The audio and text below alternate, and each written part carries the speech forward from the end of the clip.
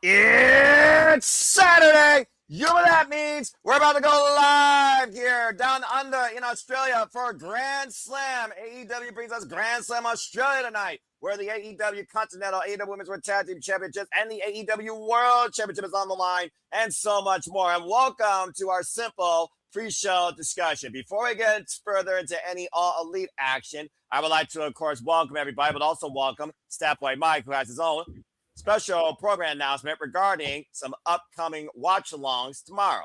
Go ahead, Statboy. Thank you, Mr. Noah Foster. Well, this is partially because of you as well, because if you all watched the Super Bowl watch-along, which we all did last week, we hinted the fact that maybe we should put other sports back into the play.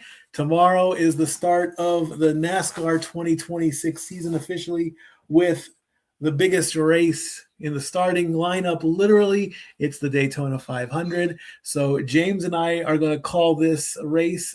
Pre-show starts at 1:30 tomorrow. The race is at 2:30. And number 18, Kyle Busch, Team RCR, has the pole. And we're going to prove to Noah Foster that it's more than just making a left turn. It's making a left turn at 200 miles an hour, which is something I can't even do in Sevier County on a day where there isn't snow on the ground. But James and I did a race last year. Hopefully the weather stays nice down there in Florida. And for 500 miles, like a Proclaimer song in the 80s, that's what we're going to be doing. So I want everybody to watch tomorrow. All right, well, fair enough. Well, hey, just, don't get lost in the pacer lane and avoid collision. And with that being said, you and James have a great call tomorrow. Again, folks, Daytona 500, that is tomorrow afternoon, Sunday afternoon. That will be with Statboy Mike and our own Jay's Hebert. Follow him at Jay Hebert Side 95. Again, you keep him in the driver. You keep yourself in the driver's seat. You really can ride shotgun. And good luck to y'all all the way to the checkered flag. I wish y'all the best. Thank you, brother. All right. Again, folks, follow Statboy Mike when the sports bars open or close for all the Stats North sports salons, watch salons possible. But that being said, thank you for that, Statboy Mike. As I now bring you all up to speed for, again, it's Saturday. You know what that means? We are here officially bringing you coverage tonight of AEW Grand Slam Australia as AEW goes down under the night from Sydney to give us 2.5 hours, probably packed full of All Elite Wrestling action. A whole different form of collision tonight, and boy, is Saturday night still feeling all right for a fight. Welcome in, everybody, and hello to you all once again. Thank you all for tuning in. You know what this is, for I am the Superman of the Simple Brand, the voice of SRS, forever grateful for all things professional wrestling. Damn it, my name is Noah Foster. And again, please like, subscribe, comment, tell a friend. If you want to dictate the conversation, super chatter, PayPal of passions. It is truly as simple as that. Let's go ahead and run down tonight's card. We, of course, have Team Megabad taking on the Bears of Rap for the AEW Women's World Tag Team Championships after Team Megabad got a pinfall win over the champions alongside Chris Statlander, of course, in other trios and tag action. John Moxley will now defend the AEW Continental Championship against the Alpha and Konosuke the Cash Cow. Both men are 1-1. John Moxley looking for that win back during the Continental Classic, while the Alpha is looking for a whole new piece of gold to start off the calendar year. In what feels like a fight forever that might meet its final chapter, we are going to reach for the sky and for the TNT title tonight as Kyle Fletcher, Mark Briscoe, 7 occurs in a ladder match. Both men tied 3-3. Does Mark Briscoe once again become the face of TNT, or is the Protostar truly on his way to becoming the greatest TNT champion of all time? Someone's getting a haircut tonight, and they're going to be shaved as bald as the sun shines itself off Ricochet's head. As Timeless Story Storm and freshly squeezed Orange Cassidy will take on the Death Riders, Willow, Yuta, and Marina Shafir, where the loser who eats the fall will get their head shaved bald. After what we saw happen with Mina Shirakawa, Timeless Toy Storm cannot wait to stick those scissors into Yuta's head and probably somewhere else. I don't know if murder is legal in Australia, but it's a whole different state down there. They are upside down. I mean,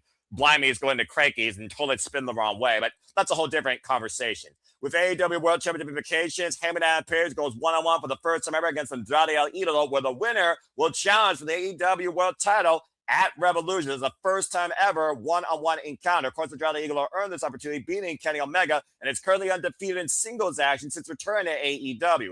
Why Hangman and Page to stay at the top of the board, outlasting the Don Callis family's militia, including but not limited to Dunkzilla, Mark Davis, as Samoa Joe has been injured as well and has been taken out of the equation. And of course, that all culminates tonight in our main event for the Triple B, the AEW World Championship, as Maxwell Jacob Freeman defends the gold against Brody King. For the first time ever, Brody King gets a chance at the AEW World Championship in his illustrious AEW career. Can we get a Shaka down under? Or does MJF prove once again that he's better than you and you know it? All of this and so much more ahead tonight at AEW Grand Slam Australia. And we're grateful to have you all along for the ride. Hope you all stick around for the entire time. Again, tell everybody as we do this for all the biggest shows, specials, PLEs, and pay-per-views across all things wrestling, including but not limited to WWE, NXT, TNA, AEW, ROH, NJPW, Independent Promotions, including but not limited to GCW, HLG, Prestige, and so much more. So that being said, I hope everyone enjoys. And again, please stick around afterwards when you get the weekly moderate conversation of Wrestling Mass. That is the Saturday Shenanigans that will be hosted by me tonight, 11 p.m. Eastern Standard Time.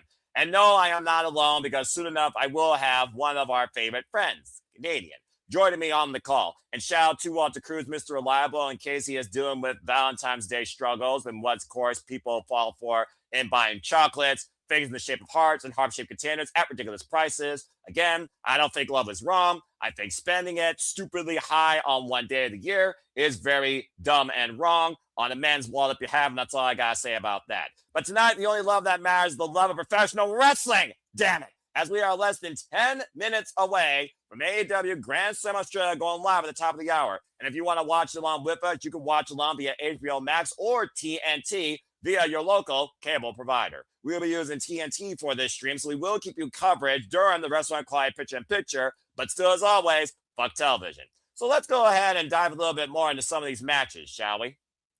Originally, in the AEW Women's World Tag Team Tournament, it was supposed to be Megabad and Penelope Ford to compete. However, due to a torn UCL, good to see the Superbad girl back, she was unable to, and Marina Shafir impromptu had to step up. Marina Shafir and, of course, Megan Bayne lost out to the Timeless Love Bombs, Mina Shirakawa and Thomas Toy Storm in the semifinals in a holiday hardcore death match. While the most unlikely of candidates, Willow, Nightingale, and Harley Cameron was able to beat Mercedes Moné and Athena and the Sins of Sin and the Timeless Love Bombs to become the inaugural AEW Women's World Tag Team Champions. So far, already overcoming Athena and Mercedes Moné in a rematch, as well as the Sisters of Sin. The Bears of Wrath are right now 2 defenses in, with wins over the likes of High End and Maya World along the way, keeping the momentum. But since the Superbad girls come back and Megan and Bayne and Penelope Ford got the better of the champions in tag team action, they have earned this opportunity tonight for the first time ever to challenge for the AEW Women's World Tag Team Championships. Now, whether or not we're dealing with a Pentagon of Destruction, or was that a one-time favor, the Triangle of Madness and Team Megabad coexisting against the Cosmic Bears of Wrath, that is really hindsight. But again, these titles were just newly minted and created and crowned, of course, at the beginning of the year. So it's very interesting to think that after what we saw on Wednesday, we could find all 3 women of the Cosmic Bears of Wrath without gold. Of course, last time Harley Cameron was down here, she was challenging Mercedes Moné for the TBS Championship down under in Australia. A commendable effort, but came up short. But I think Willow and Harley Cameron, though, who have had the longer tenured as a tag team, now whip the straps, have that sense of trust and confidence where I think they can overcome this. But again, all hail the Megasis. And we'll see if Penelope Ford shows up in fine fashion. So let's see tonight. We get brand new AEW Women's World Tag Team Champions. And of course, and along with that, speaking of bouts, speaking of selling a score, speaking of going for the gold, Jan Moxley defends the AEW Continental Championship against the Alpha, Konosuke Takeshita. This is their 3rd ever one-on-one encounter after Konosuke previously faced John Moxley for the AEW World title, and the Alpha did get the better of John Moxley before the time during the Continental Classic to earn this chance. He also basically has been the Death Riders crosshair since we've had the Death Riders versus the Don Callis family. Over the last few weeks, we have seen trios warfare with the Death Riders and the Don Callis family contingency under different setups. Say the New Japan Pro Wrestling preview, you know what I'm saying.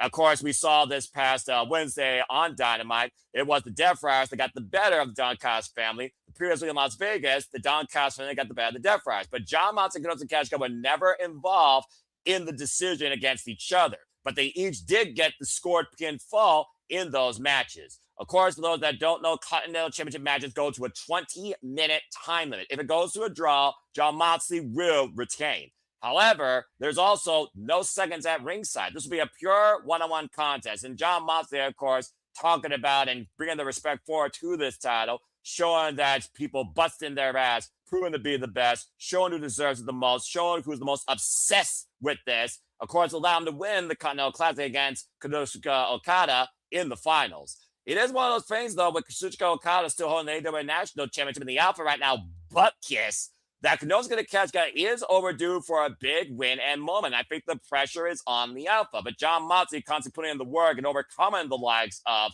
Josh Alexander and Shelton Benjamin. Shelton Benjamin literally almost beat this man to the chance for the title with 5 seconds left on the clock. We'll see if Jon Moxley is burning the fuse too far tonight, and we'll see if the Alpha overcomes. Because the last time we were down in Australia, Takeshita lost against Kenny Omega and Will Ospreay. We'll see if Konosuke can turn his forces around, though, in singles action.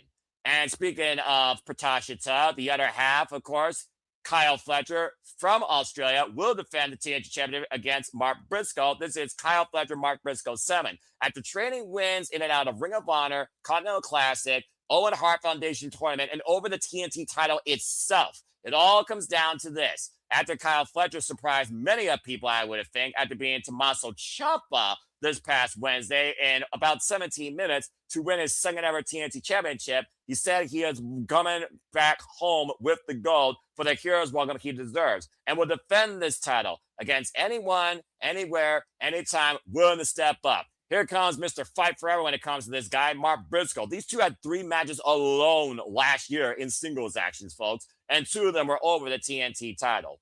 That being said, now we have to reach for the sky and ascend above to grab the title tonight. It's a ladder match, their first ever ladder match. Of course, the last time that stipulation match, it was no disqualification. Mark Briscoe won. Mark Briscoe, pioneer of ladder matches, ladder wars, alongside his brother Jay Briscoe. This really could be Mark Briscoe's element. So Mark Briscoe has a chance to become a 2-time TNT champion as well. Of course, the record stands 3-3. As far as Kyle Fletcher is concerned, though, this is the final chapter in their story. So does the Proto Star fall down to earth tonight, literally just winning the gold?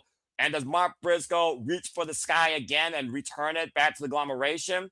Or does Kyle Fletcher finally put Mark Briscoe in the rearview mirror and go on to try and continue that legacy of being the greatest TNT champion of all time? As Okada, Proto Okada, wants to see Kyle Fletcher and Okada as champions. And that very well could be the case after the night if Kyle Fletcher finally puts Mark Briscoe behind him. We'll find out soon enough. With a match involving AEW World Championship implications, Hangman and Page, current AEW Trios champion, will go one-on-one against Andrade El Idolo. Andrade, who's undefeated in singles action so far in AEW, earned the opportunity beating Kenny Omega in Las Vegas, thanks to the power of, you guessed it, a low blow and the DM, but also a screwdriver after Swerve Strickland inadvertently cost the cleaner. That's a whole different match coming in itself. Also, folks, in case you're wondering, Andrade Idolo, he is going to be challenging Yota Tsuji at the New Beginning in New Jersey, which we will be covering, by the way, for the IWGP Global Championship. So there's a lot of golden ambitions for El Idolo here. While Hangman and Page and MJF, they've been the definition of AEW's Genesis since Double or Nothing 2019. It almost feels poetic if it was Hangman and Page versus MJF, because, of course, the winner will receive an AEW World Championship match at Revolution. So if Hangman overcomes Andrade and MJF overcomes Brody, we got a rematch from last year, folks, at Revolution, but this time for the gold. Let's not forget MJF has 2 losses against the Hangman last year alone. So I do think, honestly, after what MJF said, he wants Hangman and Page to win this, but he's also looking to show Andrade El Idolo the power of his Hebrew hammer. Of course, he's a Jew, folks. That's how it works. But it's one of those things right now where I think about MJF better than you and you know it. I think about the ongoing saga, the more recognized story development. That Hangman and Page might surprise us here, because when Hangman and Page backs up against the wall, it's where he's at his most dangerous, and that might play to his advantage. So this one could go either way, but what do you think? Do you want to see Hangman and Page go after the AEW World title again? Or do you want to see Andrade get a first crack at possibly the gold? possibly against MJF, who's already called him out on his relationships. How fitting on Valentine's Day. Damn. But again, hindsight's 2020. But again, folks, this is a number one contenders match. The winner will go on the Revolution to challenge for the AEW World Championship. How valuable is the hair of a woman? Well, when it comes to Mina Shirakawa, it's glamorous, and whoever cuts her hair off without her choice deserves to be literally skewed. And I think that's what's going to happen to Scrappy Yappy Willow Yuta tonight. I think that's a reliable prediction. But to bring more on that, with a head of hair of his own that is far better than Yuta's, then again, it's not hard to do that. Please welcome into the commentary booth, Walter Cruz. Walter, how are you this fine evening as we prepare for AEW? I'm good. Are you watching on Max or Sling? Sling. Okay. And are we going to get a bald-headed bitch or what? Well, I mean, you could say the same thing for both Yuta and Maria Shafir, as of course, it's 8 p.m. So we are live from Sydney, Australia, in the Quados Bank Arena, capacity crowd on hand. And please remain #sport for you will be permanently banned. As we are here finally for AEW Grand Slam, and we're kicking things off immediately with the Death Riders riding into the building. Welcome in, everybody, officially to our coverage. Again, hello, everyone. Noah Foster, Walter Cruz. We are super reliable. And, Walter, we're kicking things off with one hell of a fight. It's John Moxley versus Konosuke Takeshita 3 for the Continental Championship tonight. Did you give Ash the I did. Okay. He'll be joining us a little later, folks. I pulled a U and joined late, huh? I pulled a U. Well, for AEW, you don't bring in late. No, honestly, I was cooking for my nephew and everybody. I know. And again, figure for those that are tuning in right now live with us, thank you so much. Please like, subscribe, comment, and tell a friend. And if you want to dictate the conversation, super chat as simple as that. Arcady, go ahead and introduce the Continental Champion. Look at the size of that audience. I'm live. Back up.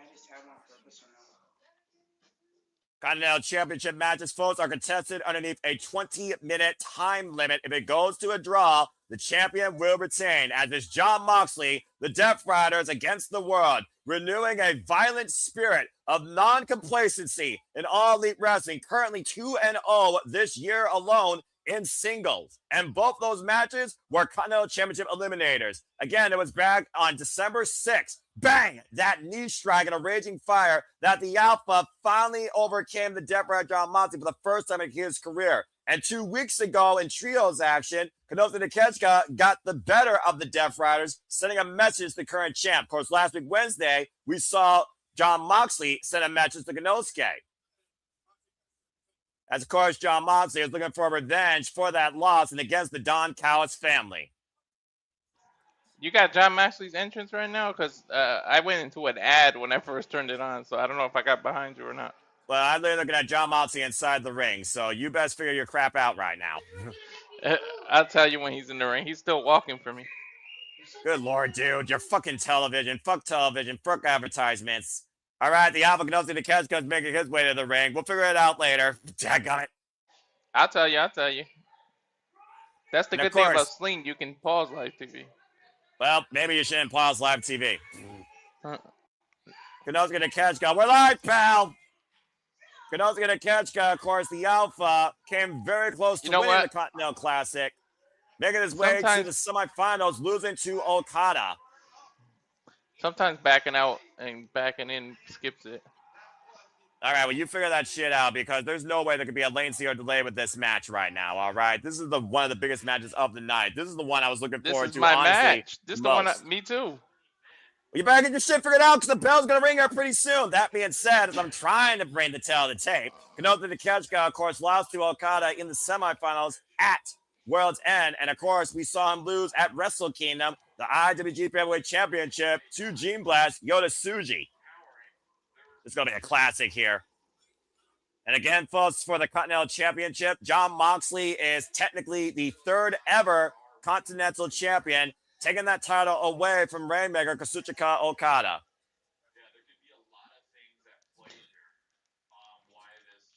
The fact that he had such an incredible run, too. Only one draw, 13 points for Konosuke Takeshita. Near flawless run in the Continental Classic. Bell Reigns, we are underway. Imagine how pissed Okada would be that is if Takeshita gets it. It's like, I lost it to Moxley just for you to get it. Well, it's one of those things, though, Walter, that John Moxley knows the type of competitor Konosuke has become. hungry, determined, driven, adapted. He is the alpha, and Jon Moxley respects that. But Jon Moxley still doesn't know if Konosuke has what it takes when it matters the most. And it doesn't matter more than right now when it comes for the AEW Continental Championship. And again, folks, you be part of the conversation using the hashtag AEW Grand Slam. Continental tie up here in the side headlock in the early going. The first time these two men, of course, faced each other one-on-one was an AEW Intro World Championship Eliminator back in 2022. Dude, he's whipping him up. He's whipping him off the rope kind of hard. I'm about to say, you're not going to get anything like it with these two. Ooh. Both men trying to go for the kill shot early here, Walton. I don't think we're 2 minutes in yet. Not even. You also got to wonder. We think about strength? Maybe.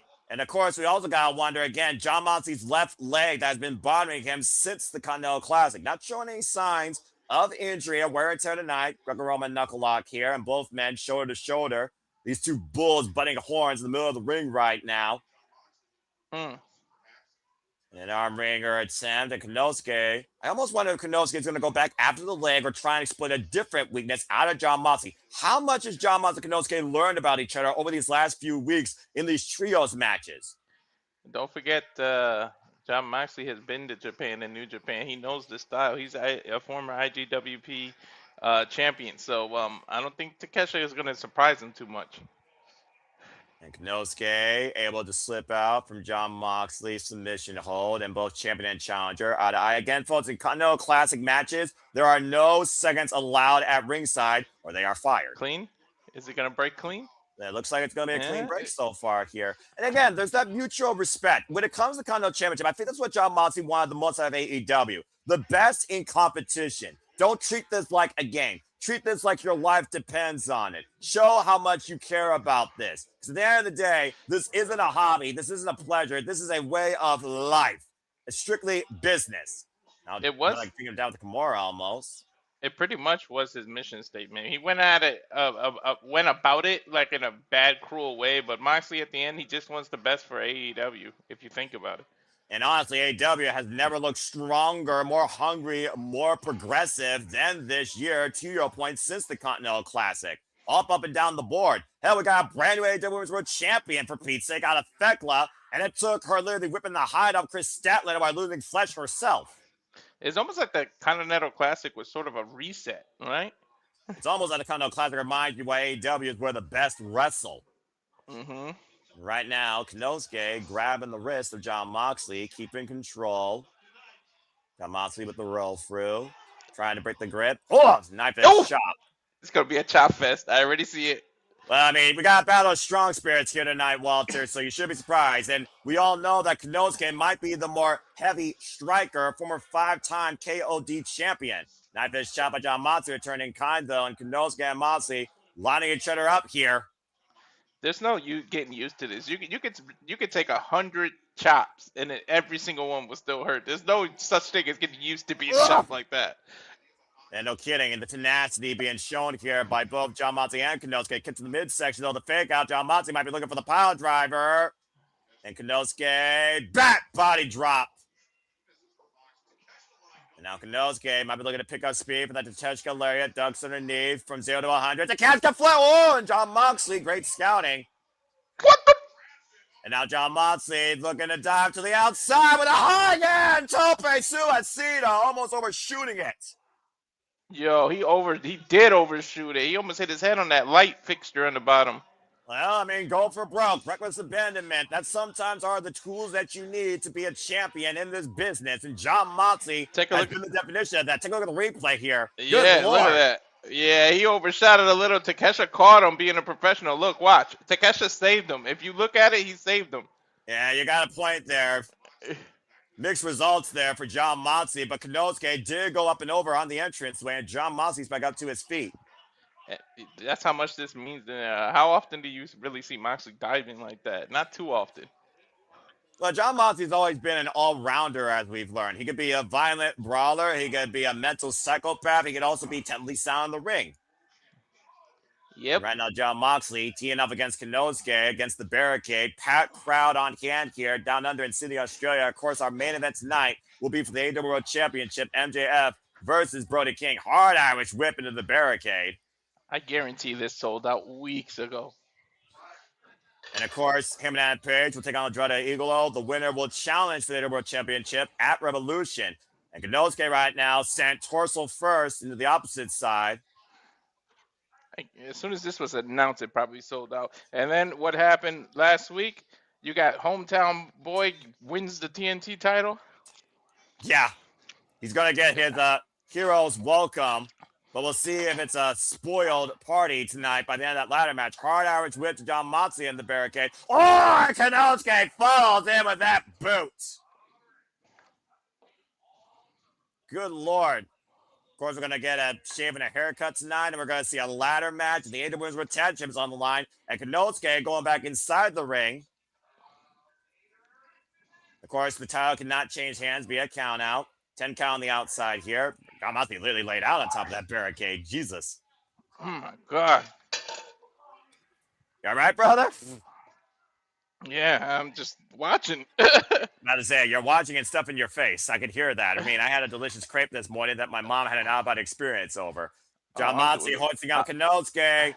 Pile driver! I'm doing the typical Puerto Rican thing, dude. Rice with a side of beans that has potatoes in it. And, you know, I'm chefing it up here, but I'm really serving the kids is what I'm really doing.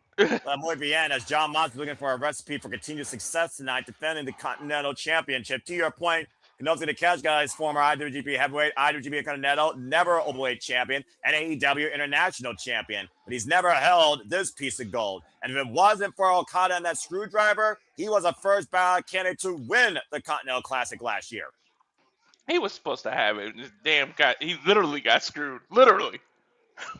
Well, Okada clearly is underestimating what Konosuke is, and that is a threat. And let's not forget, Okada still has the AEW National Championship. I gotta admit, this didn't go where I thought it was gonna go, because I really thought there was gonna be a dysfunctional family. Takeshita was gonna see the light and leave, but it seems like this family got even stronger. Well, how strong will they be after the night, though, when it comes to Takeshita, the original first two members of the family, and John Moxley in control here in the early going of this Continental Classic match. As it continues, the restaurant quality, picture-in-picture, fuck television. It's one of those things. Well, there you go. It's one of those things also, though, where I look at Konosuke, the Alpha, being a breakout, and I do wonder, again, how much does he trust this family if it leads to no results? For a while, I think he just wanted to keep Kyle Fletcher under his thumb and not have him push forward towards the world title, thinking he's too big for Don Callis' agenda. And what happened? Kyle Fletcher beat Ciampa this past Wednesday for the TNT title. What a short reign for Ciampa. Are you getting a PCR 20 Techwood Studios instead of the actual match? Yes, I am. So I'm just talking here.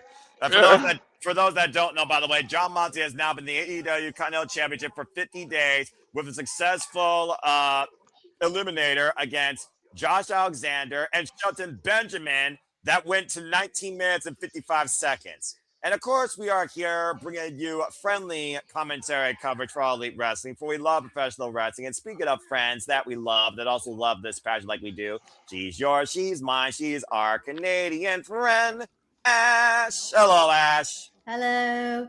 How are you, my baddie friend? I'm good. It took me forever to find the channel. I thought I couldn't find it. It was like, oh, wait, it's a Collision show. So it's on USA Network here. Canada, yes. Folks, this is Saturday to Baddie for Wrestling as we have a full commercial break. But again, I was going to catch you. Stop that, Walter! The Canadian national anthem. Always got madness as always here. I'm surrounded by fools every time I do this shit. But at least I'm covering AEW, my biggest passion, next to New Japan. That being said, Ash, you think about this match being the fourth time technically that these two are going one-on-one. The third where it really matters when you look at their past history. Do you think the Alpha has a form of success for the night against John Moxley? Has he found an Achilles heel? Takeshita is a former Continental champion, yeah? No, international. International, okay. I get those belts mixed up a lot. That's fair. That's absolutely fair. I mean, Takeshita does pretty well these title matches because when push comes to shove, he delivers. As evident from his New Japan runs as the never openweight champion and as the IWGP heavyweight champion. And of course, he lost the IWGP Heavyweight Championship to Yosuji at Wrestle Kingdom, but he is also, to your point, the longest reigning, most successful defenses, never overweight champion in a single run in New Japan history. Yeah, so he's no stranger to these title bouts, and plus he's as you mentioned before, he's faced Moxley multiple times, so he should know his weaknesses by now. Other thing is also he's still triple contracted, let's forget, to DDT Pro and New Japan Pro Wrestling, so I wouldn't rule him out of going back to New Japan. And as we know, when we cover New Beginning here in New Jersey, of course, we know that Konosuke Takeshita will challenge ELP for the World Television Championship. As we are back here at AEW Grand Slam Australia, the AEW Continental Championship on the line, 20-minute time limit. John Moxley in control of the challenge against Takeshita, and right now trapping the arm with a modified cravat of sorts here. Working the head and neck, and of course trying to neutralize the power of the Alpha, trapping the right arm there. And Konosuke back out to his feet, elbows to the midsection. John Moxley, though, trying to counter. And Konosuke, oh, the big boot. Rocking John Moxley. The Irish whip to Takeshita. Takeshita lariat connects. Ooh, nice. I'm still on commercial right now. Bloody hell. Yeah, it's okay. Also, sorry for the way you're good. That's what happens when we cover television wrestling. Again, fuck television, but hey, you're still a baddie analyst that can still get more than enough when it comes to Konosuke and John Moxley. When it comes to the heat and animosity of proving who is the better wrestler. Blue Thunderbomb counter to death. Oh no, a Blue Thunderbomb did not get the win. Oh no. That's Shut so the sad. hell up, ass. Bloody hell, I knew that was going to happen some point during this match. You were just waiting. You both were just waiting for that. As the crowd watches on here, Konosuke Takeshita to Ash's point. The first title he won AEW was the AEW National Championship. John Moxley meeting Konosuke. Now up to the top turnbuckle. And shots to the midsection here. That's one of those things right now. Konosuke right down John Moxley's back, scraping away the epidermis.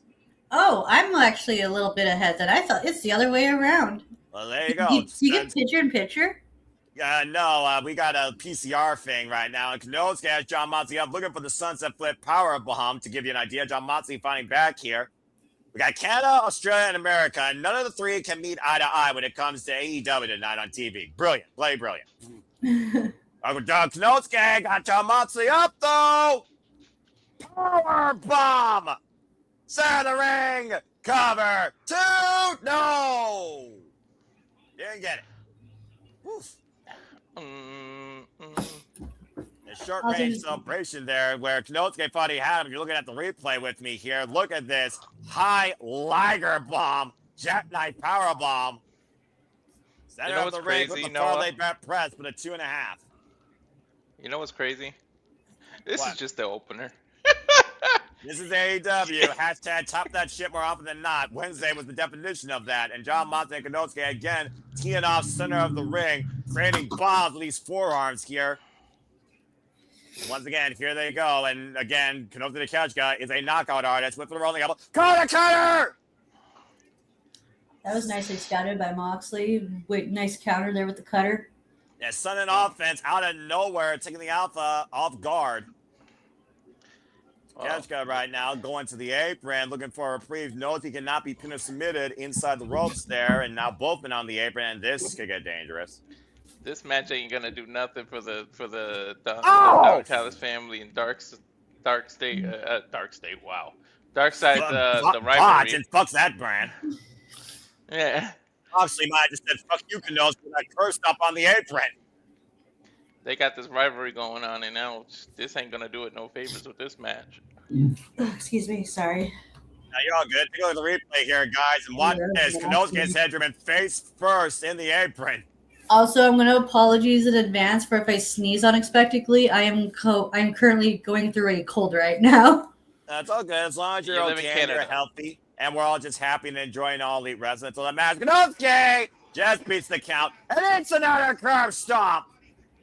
Just the half. Here's the cover by John Moxley with the front leg, and a kick out 2.5. Oh, nice. He transitioned into that bully choke. The Bulldog choke firmly in place. Well called, Ash. Again, John Moxley continuing on the offense. Not letting Konosuke even breathe here. Now trying to cut off the blood flow to the brain and close up the carotid artery. Change of position now.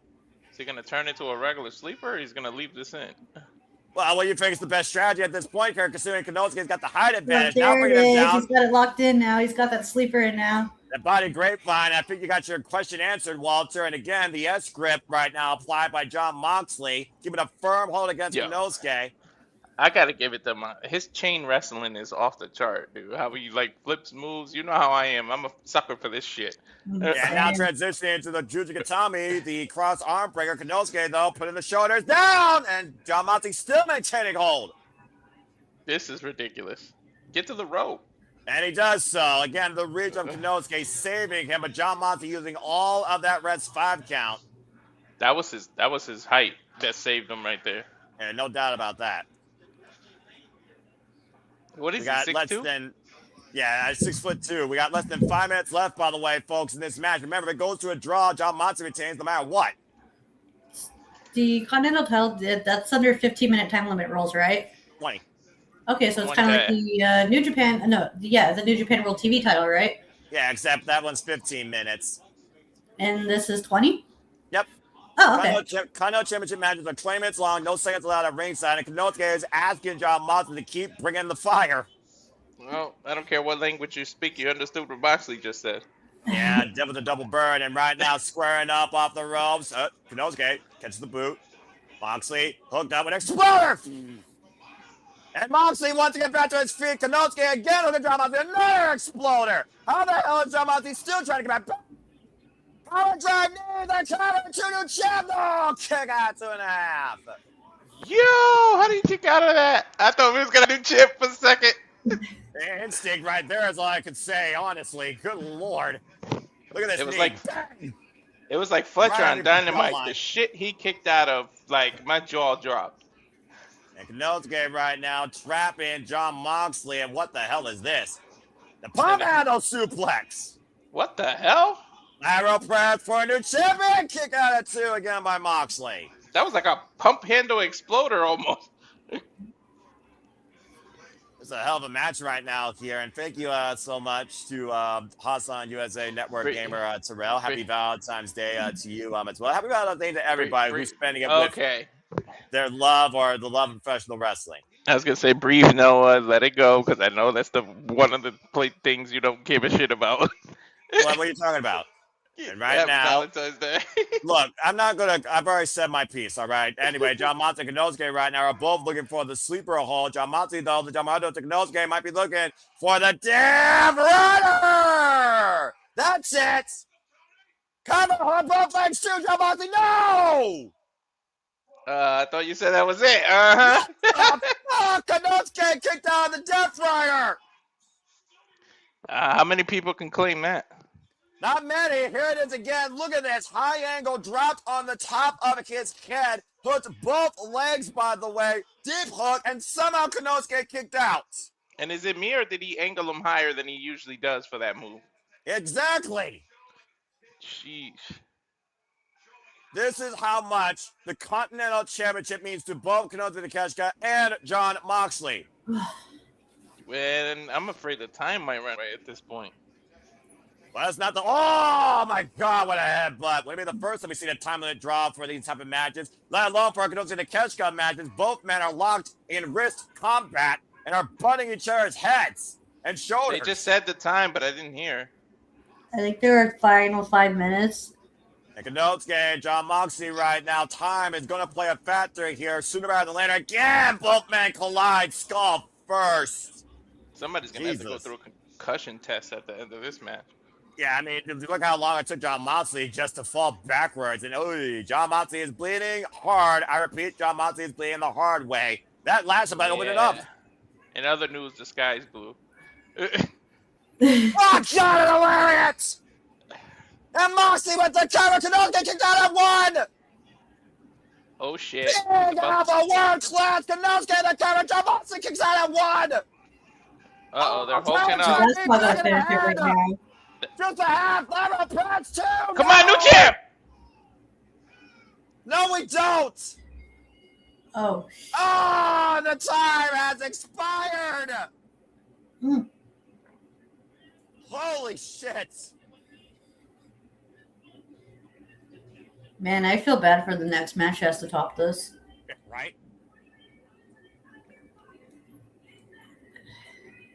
You can see Konosuke punching the ring out of frustration. This match, ladies and gentlemen, is a 20-minute draw, which means Jon Moxley retains. But more so, I think he more so survives, guys. Mm-hmm. So what did he do with Takeshita now? Well, what's Takeshita do more so versus what the Don Callis family does, what AEW does. And Jon Moxley, remember, he wanted to get that win back. Telling nothing's been settled. It's a stalemate. Oh, this is going to add so much pressure for Fletcher having to retain that TNT title. Well, either way, Jon Moxley is still the holder of the Continental Championship. And Stephon Smith and Jon Moxley right now. Wait, is Jon Moxley going to ask for 5 more minutes? Some words right now with the referee. Please do. Please ask for 5 more minutes, please. Please. I think based on the circumstances, that's not going to be allowed tonight, unfortunately. Rematch this on Dynamite in Sacramento. I swear, if they rematch this Wednesday, I'm fucking going. Well, either way, both these warriors of the ring. Oh, man, a world-class Konosuke, not done with Jon Moxley, raging fire! What the fuck? Statement made by the Alpha. Well, like, guess my questions answered. We already got Swerve and Kenny Omega Wednesday. I swear to God, if they add this, I'm fucking buying the ticket. Well, either way, the Alpha is far from done with Jon Moxley. A big old FU, screw sportsmanship. This is far from over when it comes to those two. Do you work Wednesday, Ash? I do, sadly. I was gonna say if I go Wednesday, you might have to call it Noah, just because I'm there live. You know what? If you are going there live, I will make it official myself to call that Wednesday night just to get your live recap post show. Anyway, guys, still a lot more to come tonight as they're running down the card. Oh my gosh! My schedule. I'm sorry. No, I was about to say my schedule for this week. I'm working from tomorrow all the way through Thursday. Oof. Yeah. That's a fun schedule. I was surprised. It's like, oh, I got 2 days off. And I looked like, oh, yeah, that's fine. I'm working 5 days straight. Well, there you go. All the fun here. And, of course, they're running down the card. We got TNT Championship ladder match tonight. Kyle Fletcher versus Mark Briscoe 7. Hangman versus Andrade Idolo for number 1 contendership for the AEW World Championship. Megabad versus the Bayne Rap for the AEW Women's World Tag Team Championship.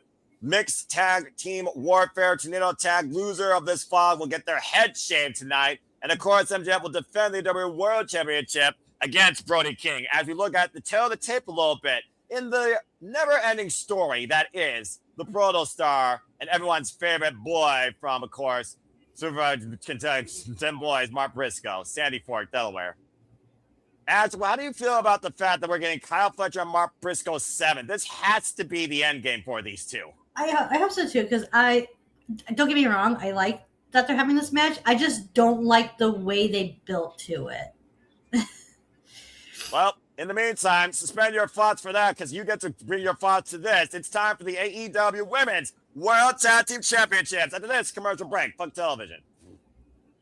Okay, well, first off, Konosuke, Jon Moxley, that match fucking slapped. And again, Wednesday, Revolution, just give me the match. No time limit or 2 out of 3 falls. We got to settle this. We got to see who's the better of those two.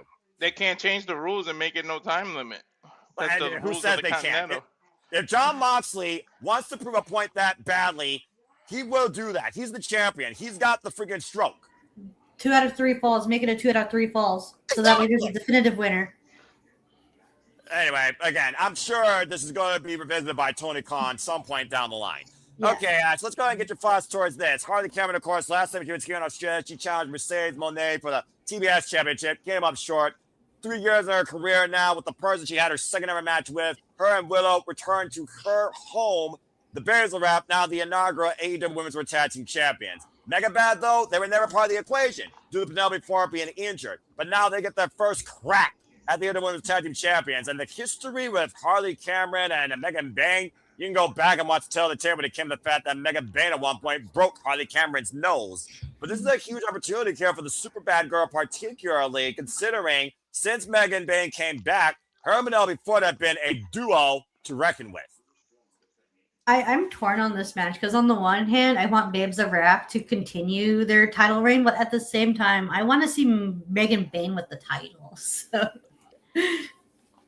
Well, we just saw, as we talked about earlier, this past Wednesday on Dynamite, Thekla did overcome Strap Daddy in a very physically brutal, bloody lashing of a strap match thanks to the Triangle of Madness. But we also see how the Triangle of Madness and Team Megabad, they may be having their own like little alliance here to overcome completely the Cosmic Babes of Wrath. At one point, all 5 of them took Chris Statlander, Willow Nightingale, and Harley Cameron out. So again, is it the Pentagon of Destruction as Nigel McGuinness called it? Was that just a one-off? Or does Megan Bayne truly want the AEW World Tag Team Championships versus the World Championship? And do we see in this match, do we see Sisters of Sin getting involved to make sure that the Babes of Wrath don't come out as champs?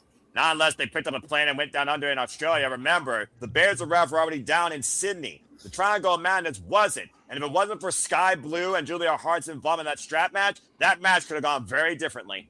Hell yeah, it would have. But and you got to think of how much that's in the Babes of Wrath mind that their friend just lost her title, the most coveted title in the women's division. And now, Willow has the TBS title, so I can see them losing these titles because she'll still have a title to defend. So, like, in the world of kayfabe, like, that's how you can still kind of, make her leave even if they lose. So, it would not shock me if we get new champions, to be honest.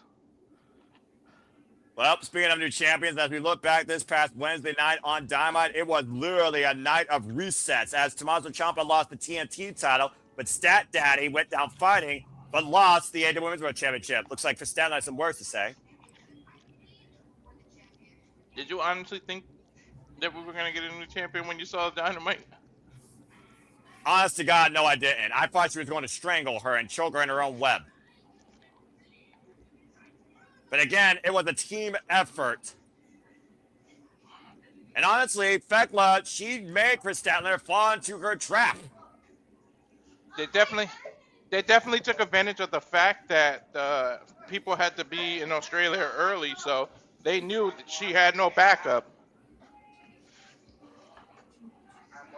Yeah, using their numbers advantage using their numbers game to their advantage.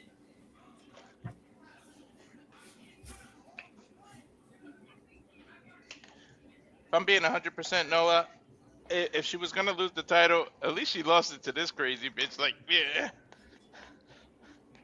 Yeah, well, something tells me why Statlander is still bleeding red. She is raging red, and I think things are far from done with the Toxic Spider and the Cosmic Killer. Oh yeah, absolutely. I think those two are going to continue. They're probably going to I have a feeling that they're probably going to have another match at Revolution. If not, then I don't know where else they could do it. It wouldn't surprise me if she took a charter flight and got her ass to Australia. You think Chris Statlander is dangerous already? Wait till Chris Statlander gets her hands on the Triangle of Madness with what they did this past Wednesday. That being said, all hail the Mega Sis as Megan Bayne and Penelope Ford make their way to the ring. And currently, guys, this duo is 3-0 this year as a team. Oh, nice. They got quite the undefeated streak going right now. That's pretty cool. And of course, it was 2 weeks ago that Megan Bayne and Penelope Ford got the better of the Babes of Wrath to earn this opportunity via that ridiculous Doomsday device to Harley Cameron, making her bow down to the Mega Sis. Dude, I love this. Sorry. Go ahead, Walter. God was just showing off when he made these two. Like, she. I love the dynamic they have. I love the team, like the High Flyer and the Muscle. That's such a classic tag team trope, and it works. Sometimes you just put two things together and you see what you get out of it, and that's what you can say about Willow Nightingale and Harley Cameron. The definition of unorthodox and positive energy. They look like they belong in DC Comics and being in wherever Wonder Woman's from, whatever that island's called. And right now, of course, the Babes of Wrath have a collision record of 5-0 as a duo, coming off a recent defense against the Sisters of Sin. I love Willow. She just makes me so happy seeing her. How can you not love Willow? She makes anybody happy. Again, folks, to tell the tape's pretty brief here. They are the inaugurated Women's World Tag Team Champions after being the Timeless Love Bombs in the finals, literally prior to the start of the new year. And referee for this contest will be Rick Knox. It's funny because I said Megan Bayne and them deserve to be in the DC comic, but Willow's the one that has a comic book out. And Harley Cameron immediately jumping into the Megan Bayne's arms. I don't think that's wise. Of course, the bad blood, like I said, with Harley Cameron and Megan Bayne goes all the way back to when Megan Bayne broke Harley Cameron's nose. Now Penelope Ford getting involved here. And this might break down a little quicker than expected. First time that Megan Bayne faced Harley Cameron one-on-one was back in 2025 in May. And Harley and Willow working together here. And it's amazing how quick Harley and Willow have formed this tag bond, much to Ash's point. And you love them because they use each other as weapons. Well, I love teams that literally are effective as, each other can be. Short range layup by Willow Nightingale to Penelope Ford, and Harley Cameron getting the better of Megan Bayne. And right now, a little bit of tag team cohesion. Cazadora. Oh, no, dropped to the knees. Megan Bayne wiping out Willow Nightingale. I believe Megan Bayne and Harley Cameron are the two legal ones. Right now, shrugging off that early quick fury assault. Tag made to Penelope Ford. Penelope Ford gets the whole goal as well in AEW. I'm not going to lie. I lost track of who was legal already before you said that. Well, right now, yeah, I'm about to say, when you got nothing but chaos in the early start, thanks to Harley Cameron making them feel the wrath, that's kind of what happens. Face first and top turnbuckle. Tag made. And Megan Bayne, of course, has been working tag team matches in out of AEW and Stardom. Not to mention four-way wars with La Vida Loca against Empress Nexus Venus. Again, Bullzilla, get well soon. And right now, Megan Bayne's quite the tag team specialist, isn't she? She's definitely one of those, I would say. Not to mention mixed tag combat and GCW, lest you forget. Tag married to Will Nightingale, and here comes all the power! Oh, hell yeah. She's special, all right. And right now, Willow Nightingale and Megan Bayne. I need this one-on-one for the TBS title. Oh, I would love Megan that, Bayne, too. That'd be so Willow good. Nightingale. Whoa! What a suplex by Willow. Bayne with the power. Not the power bomb yet. And right now, average whip, Penelope Ford, Willow Nightingale, and spring. Got caught. Weight slot. German suplex. Willow was ready for Penelope Ford off that move. She shouldn't be that athletic at her size, too. We said that about how many people in this business with the cannonball off the apron wiping out Team Megabad, and Willow Nightingale has completely turned this match around. I feel like they're setting up for a restaurant picture after that move. I'm about to say, I don't know yet, but we'll see what happens. And again, right now, Penelope Ford and Willow Nightingale are legal. No, Megan Bayne and Willow Nightingale are legal. But it's become pretty much 2-on-1 every chance the challengers have gotten. Now, Willow up to the second row. Big missile drop kick, wiping out Team Megabad. Everyone's favorite unorthodox Babe with the power. And this tag team championship match away to the cover. I'll get the far leg. One count. This championship match does continue. Wrestle at quiet picture in picture. Fuck television. I knew it. I could tell they were setting it up, like the way they did that move. Yeah, exactly. To your point, Ash, I do wonder if Willow and Harley are aware what's happened to Chris Statler. Remember, they're in Australia. Chris Statler is still trying to freaking patch herself up while bleeding buckets of blood after losing the Toxic Spider, who doesn't give a fuck how she got the championship. She just now made AEW's women's division toxic. Mm-hmm. Yeah, that was that. You were saying? Yeah, I was about to say that's definitely not going to play into effect of their group dynamic if Gabe's the ref retain their title, whereas Statlander doesn't have hers anymore. That was just a ridiculous strap match. And in fact, that was the same strap used in Bryan Danielson versus Ricky Starks at AEW All Out 2024. Is that why it had bloodstains on it? If you looked at it, it still had bloodstains on it. That's exactly why it had bloodstains still on it. Oh, God, it's soaked into the leather. And here's the cover by Megan Bayne, wiping out Willow with that short-range lyric, getting a 2 count. All I know is more Chris Statlander, more Fekla, please. I don't mind their toxic attractions for my viewing. It's absolutely incredible. More women in any of those type of matches, man. Should let them lead in those kind of matches.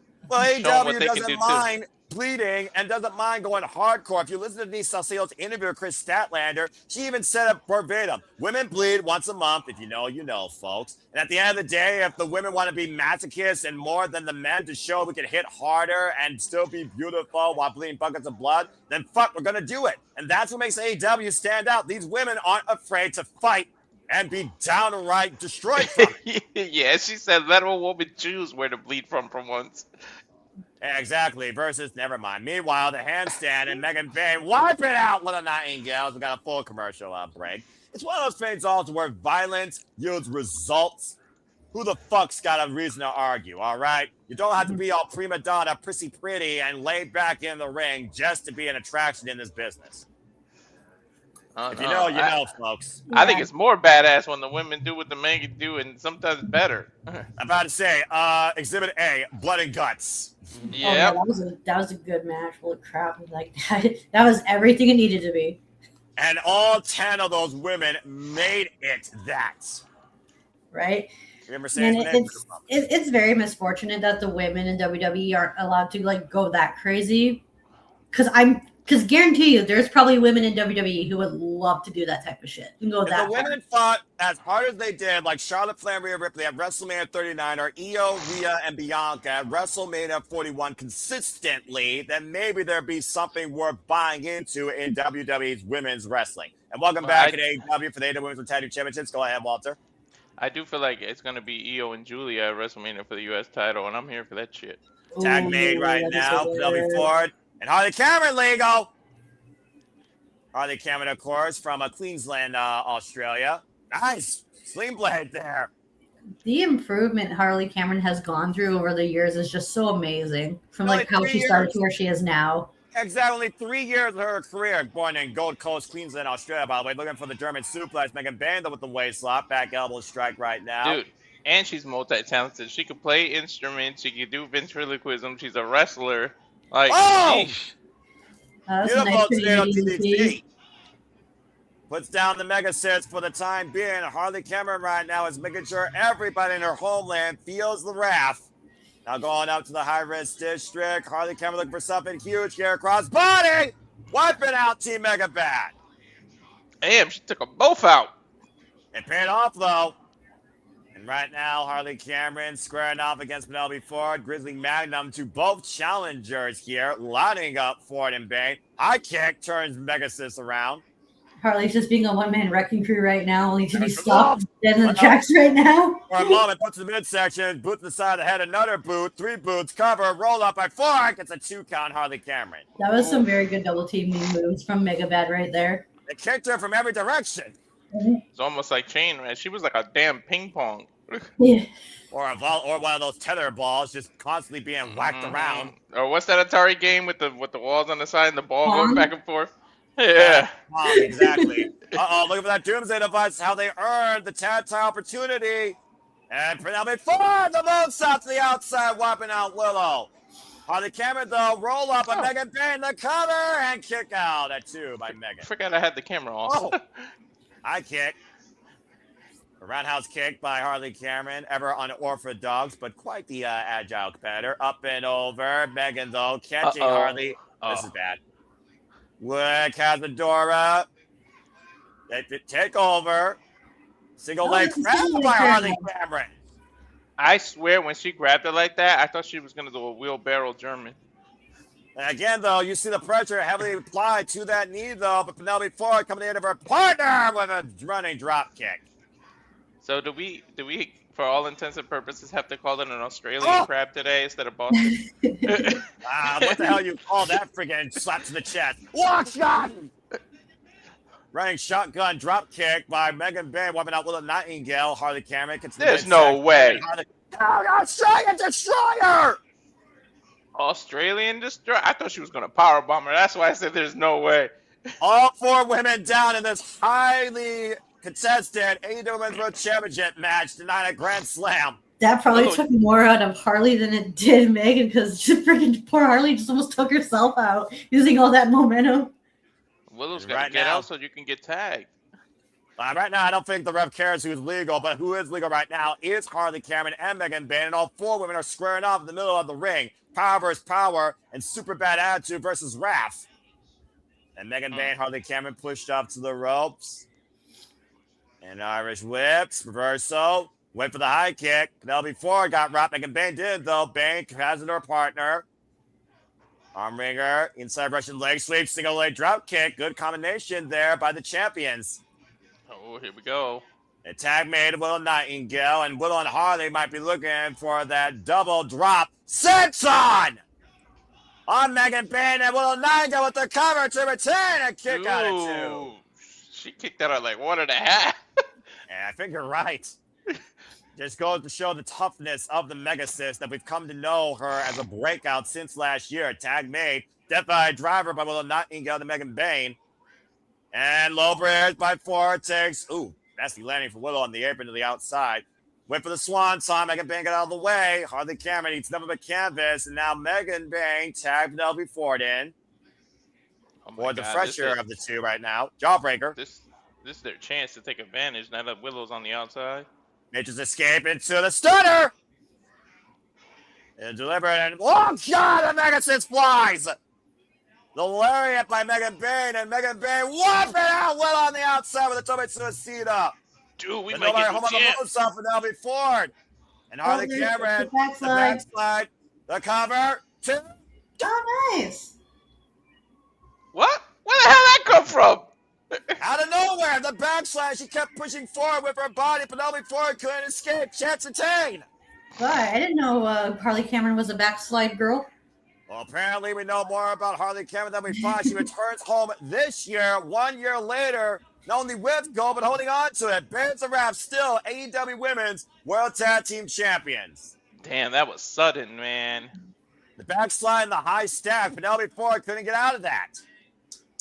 I don't know if Babes of Wrath won as much as survived.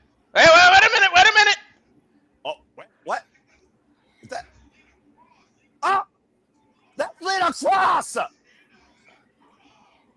Australia, spear! Australian independent standout. Lena Cross has shared the ring with Megan Bayne before an HOG.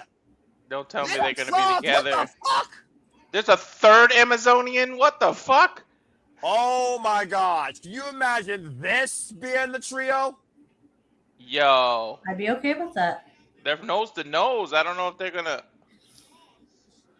Megan Bayne right now and Penelope Ford season the Babes of Wrath Gold as Lena Cross has apparently joined Team Megabad here with one hell of a statement. Yo, who the hell is going to stop this? This is some big women. I've been waiting a long time to see Lena Cross in an AEW ring, folks. We might be seeing another TBS contender right now. Well, that being said, first off, Lena Cross, welcome to AEW. That shit is like larger, and largest right there. if you want to know more about Lena Cross, go watch her versus Megan Bayne for the HOG Women's Championship. That's the first time I discovered her. Lena Cross has also been in the ring with Chris Statlander. She's also a very much tag team specialist, been tagging alongside Denny, for those that know that team, part of Sendai Girls. Yo, that's an unstoppable force. Right? Yo, you're lucky there aren't women's trios titles. Don't give Tony ideas now. Don't give Tony ideas because he's crazy enough to do it. You know what? You actually might be right there. For those that don't know, by the way, Lena Cross is out of Perth, Australia. And yeah, she is 6 foot tall, 30 years old, and she is all elite. She's only 6 feet. Why does like 5'7", 5'8" on a woman look so much bigger? I don't know. And that's the Australian women. They're like naturally tall. I don't know what the hell they feed them down there. Bro, he says she's 6 feet. She looks like 6'3". When a lot of them play rugby, that's kind of what you get. And again, Tony Khan likes the meat, likes the giants, and I'm all for it for both the men and the women. Same. I swear to you, I thought she was like 6'3" just looking at her. Like 6 feet on a woman looks so much taller. Right. Holy shit. Lena Cross, high-end. Lena Cross, Megan Bayne, Christian XO, Stoli Denali. Tony Khan's got some tall, heavy hitters. Jamie Hayter, Chris Statlander. This division is the definition of stacked. Yo, can you imagine if one of them as the women's champion, the other as the TBS champion, and the other? That's like it's gonna be crazy. Yeah, good luck overcoming that trifecta. I think we got a whole different women's faction now to counter the Triangle of Madness and the Cosmic Babes of Wrath. Lena Cross, by the way, has shared the ring with M by Elegance, Meggie Lee, Megan Bayne, as I talked about, Lainey Luck, Danny Moe. She's been involved in Deadlock Pro, JCW, HOG, and she is an Australian independent standout. She's also been involved previously in JCW. Jersey Championship Wrestling, right? Correct. Okay. Well, again, Lena Cross, welcome to All Elite Wrestling. The only other time Lena Cross has been involved in AEW was a short match against Chris Statlander back last year in July. Wow. Well, the hits just keep on coming. That being said, congratulations regardless why they were laid out. The Babes of Wrath are still the AEW Women's World Tag Team Champions. We got a full commercial break. Fuck television. Well, this show has definitely been getting a good garner of pace. Lena Cross about to wreck shit. I'm all for it. Oh, I just read she signed in late 2025, so she's been on the league. They just didn't put her. Oh, okay. Yeah, that's right. That's how I learned about it. I knew courtesy of NoDQ.com. And High-End knows very much, the Renaissance woman knows very much about Lena Cross. I'm very happy to see her part of this company. AEW, man, where the best wrestler and the best keep getting added, or the future bests are being created. You talk about making an impact on your debut. Whew. And a home country, nonetheless. Right? Right. Well, as we got a moment to breathe here again, let me remind you all, thank you so much for tuning in. Please subscribe, comment, tell friends, subscribe to the Barrier for Wrestling, Barrier to Wrestling. Stay tuned after our coverage tonight for AEW Grand Slam Australia. Of course, we'll be going to the weekly Mario Conference of Wrestling Match at Saturday Shenanigans. It'll be me, Ash, and a bunch of other fools driving me batty, quote unquote, regarding all sorts of fans wrestling discussions. So stay tuned for more on that. As we go all in on the wrestling, don't forget, folks, AEW goes all in London once again, and the pre-sale will be March 16th, 10 a.m. Grand Meridian time as tickets go on sale for the public. March 20th, 10 a.m. Grand Meridian time. Again, AEW all in August 30th, 2026 from the Cathedral of Professional Wrestling in the UK, Wembley Stadium. I hope Willow's Willow. Wow. What? Yeah, I was just about to say, I was thinking the same thing if Osprey was going to be recovered by then. Yeah, I was going to say Will is well enough to make a cameo at least. Not be in the ring or anything, but at least address the crowd. Well, hindsight's 2020. Speaking of who's wild, who's better enough, Andrade's never looked better since he left the Fed, as he now is one match away from challenging for the AEW World Championship. As we look back at the tail of the tape here, Hangman Page and MJF have been at each other's throats since the genesis of AEW. And of course, Heyman's a former two-time AEW World Champion. Andrade Idolo, though, has been undefeated, though, in singles action. It's time to crown a new number one contender for the AEW World Championship. He should be able to make it if you guys think of it, because he made it during the retirement and it was just a cameo. That's all he needs to do in his home country. Well, Andrade is not home, but he is home in that ring. La Sombra, former NJPW Intercontinental Champion. Not to mention, Ash, he's the number one contender to challenge Suji for the Global Heavyweight Championship at the New Beginning in New Jersey later this month. Oh, that's going to be a fun match. I hope Suji retains because, please, no more AEW people winning in New Japan titles, please. Currently 4-0 in singles actions right now. Andrade El Idolo with wins over the likes of Kenny Omega. As Andrade made it all the way to this point because of that. Again, it was 2 weeks ago in Las Vegas. Andrade versus Kenny Omega. Don Callis threw the screwdriver. Swerve was looking to put a swerve in that plan. Inadvertently, though, Aubrey caught Swerve with the screwdriver. Andrade was able to hit Omega with a low blow and the DM. Aubrey immediately turned just in time for the cover, and Andrade advanced. I honestly didn't think Andrade was going to make it this far, if I'm being honest. Me neither. Getting his win back against Kenny Omega since Triple A in a bygone era, if you remember that. Was this when Omega was the Triple A Omega champion? That is exactly correct. Okay, cool. I'm Wow, just making sure Cowboys. that my timeline's right. I'm about to say, I'm very impressed with you. Cowboy Shiznak has entered Australia.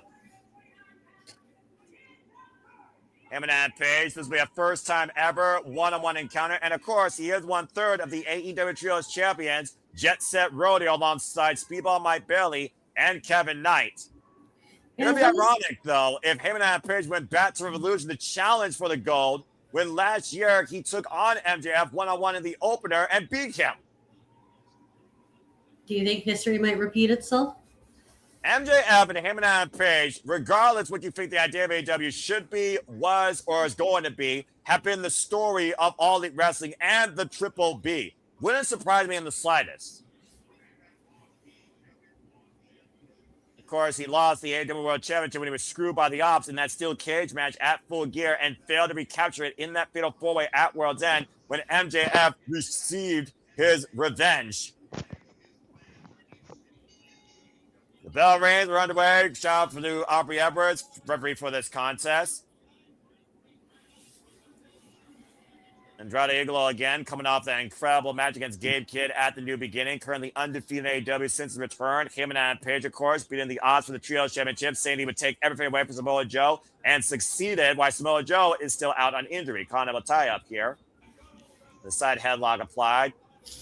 And again, you figure out the cause and effect. Much to your point, Ash, Heyman, Adam Page, and Andrade have both been in the crosshairs of MJF. They both want the Triple B, the AEW World Championship, at the end of the day. Heyman looking to become a 3-time champion. Andrade looking for his first. We've already seen MJF judge like Andrade based on his relationship history. While Heyman and Adam Page literally caused him to have that match against Brody King to get him into this match tonight in the first place. 2 straight victories over former AEW World Champions would be a huge coup for Andrade's ego. Oh, got caught with a drop kick off that handstand moonsault attempt. And Heyman and Page might be caught and loaded early here in Australia, looking for the buckshot. Kick to the midsection, front face lock, DM counter denied. Heyman says Andrade, tranquilo. That's only he can. Oh, he got booted. You can't be too tranquilo in this kind of match. You better put it all on the line here. Especially with this cowboy with the plunger where there's no tranquilo for him and Adam Page, honestly. Yeah, and don't look past one of... Yeah. Go ahead. Yeah. Sorry? Go ahead. I was about to say, Hangman is just like not giving Andrade any time to breathe. Well, again, how driven is him and Adam Page getting back what was stolen from him, especially against the likes of his most hated rival, MJF. Hell, MJF and him and Adam Page faced each other 2 times last year, and one of those times was for the AEW Championship at Forbidden Door. Remember what's at stake, man. It is a title shot. Yeah, I'm going to have my wife do this to Andrade. And Andrade's getting all the connections around the world. For you, Charlotte Flair. Oh, and a big boot. Him and Adam Page right now, I mean, hey, girls like cowboys too, right? Hey, this lucky lady's getting a 2-for-1 special. And she likes it both ways. On Valentine's Day, nonetheless. He said, I'm married. You heard him? Aw, broke the girl's heart. Well, AEW, where love can connect you through professional wrestling. It is Valentine's Day. Right? Oh, well, technically it's not Valentine's Day over there. I think it's Sunday over there. Technically you're right, but you know what I meant when this show was aired. Anyway, him and Adam Page and Andrade back inside the ring. And my love goes to professional wrestling. Now, no woman on the planet. Knife edge chop. Right oh! Damn, that was loud! I was saying like a freaking whip got cracked. Just firing on all cylinders now. I think it might have been the glove, but shit, that was loud. Well, I mean, you know, hard leather on a freaking bare chest. Chris Statler knows a thing or two about that. Eminem Page hooking up Andrade El Idolo right now with a faraway throw and a kip up. And again, folks, stay tuned for the first pay-per-view doing counter here. Revolution from the Staples Center. Running shooting star cover gets a 2 count. There's another one that shouldn't be this athletic at this size. Again, you can argue athleticism all you want when it comes to what you can do inside that ring. The only thing that limits you is your physical well-being, your imagination. Knife edge chop. They gotta look forward to whoever's the champ. It could be Brody King. You never know. So it could be Brody King waiting in the wings for these two. This has been the week of new champions to a degree. Tell me about it. Brody King's first ever chance at the AEW World Championship, by the way, will be tonight. Former trios and tag team champion, of course. Andrade right now trying to prevent him and Adam Page from the superplex attempt. MJF is going to have to pull out all the tricks just to survive tonight, Noah. And no kidding, Andrade right now, I sense disaster. Looking for the sunset flip powerbomb. Him and Adam Page holding on, though. If he does a damn standing moonsault. Trying to free himself, and him and Page, the standing moonsault, hooking Andrade, hoisting him up into the pile driver. Andrade able to escape, though. Irish whip, reversal. Andrade up and over, lands on the apron. Catch another big cowboy boot. Andrade just did his best Shawn Michaels impression. It's amazing how agile Andrade El Idolo is. You're right. And right now, him and Page scouting Andrade and Hangman. Andrade, though, catching Hangman. What the hell? I have not seen Andrade this. Where was this Andrade ever? Like, I haven't seen him like this since the NXT Black and Gold days. It's amazing what you can. Andrade, and that's right, quiet picture in picture after this commercial break. Fuck television. Off that incredible Spanish fly up the second rope out of the corner. That was an incredible sequence leading to it, by the way. It's amazing what you can do when they actually give you a fucking opportunity. Mm-hmm. When you actually get to showcase what you're capable of inside the ring. Exactly. And right now, Andrade showing his aggressive streak against him and Page against the second rope, but the action continues in restaurant quality, picture in picture. Like I said, folks, this guy was previously involved in AEW. He was also involved in the Continental Classic, had a heated rivalry with Buddy Matthews, again, get well soon. And to Walter's point, is a former NXT champion. Took the title from Drew McIntyre. Black and gold for life. My NXT! Knife edge chop there by Andrade to Hangman and Page. I'm not sure if Andrade is more dangerous on the outside versus Hangman, considering Hangman's track record. Still to come tonight, talking about forever lovers. Someone's going to love getting a haircut or hate it. You tell me. Still mixed tornado tag team match to come with the Timeless Citrus, Timeless Toy Storm, and Orange Cassidy taking on Willow, Yuta, and Marina Shafir. The loser calling the fall will get their head shaved bald as Don Callis. And I think Australia right now is saying fuck Don Callis, and I agree. I'm almost afraid to see any of them bald. I mean, Marina Shafir is already a lethal competitor as it is. Now you give her a military buzz cut, there's no telling how much more dangerous she becomes. Right, she would look super scary. She would look like Moxley's freaking equal. About to say, I mean, she's the one that warms up John Moxley. Whoa! A sidestep on Andrade to Hangman. And a big old boot by Andrade. Squats Hangman down in the corner against the barricade. I'm warming up to John Moxley with freaking slaps to the face every match. You know how much more unhinged freaking Toni would become bald, man? You might release some other actress out of her. I mean, yeah, about to say, you ever heard of a horror story on the freaking silver screen? That's going to be Thomas Toy Storm wearing a wig.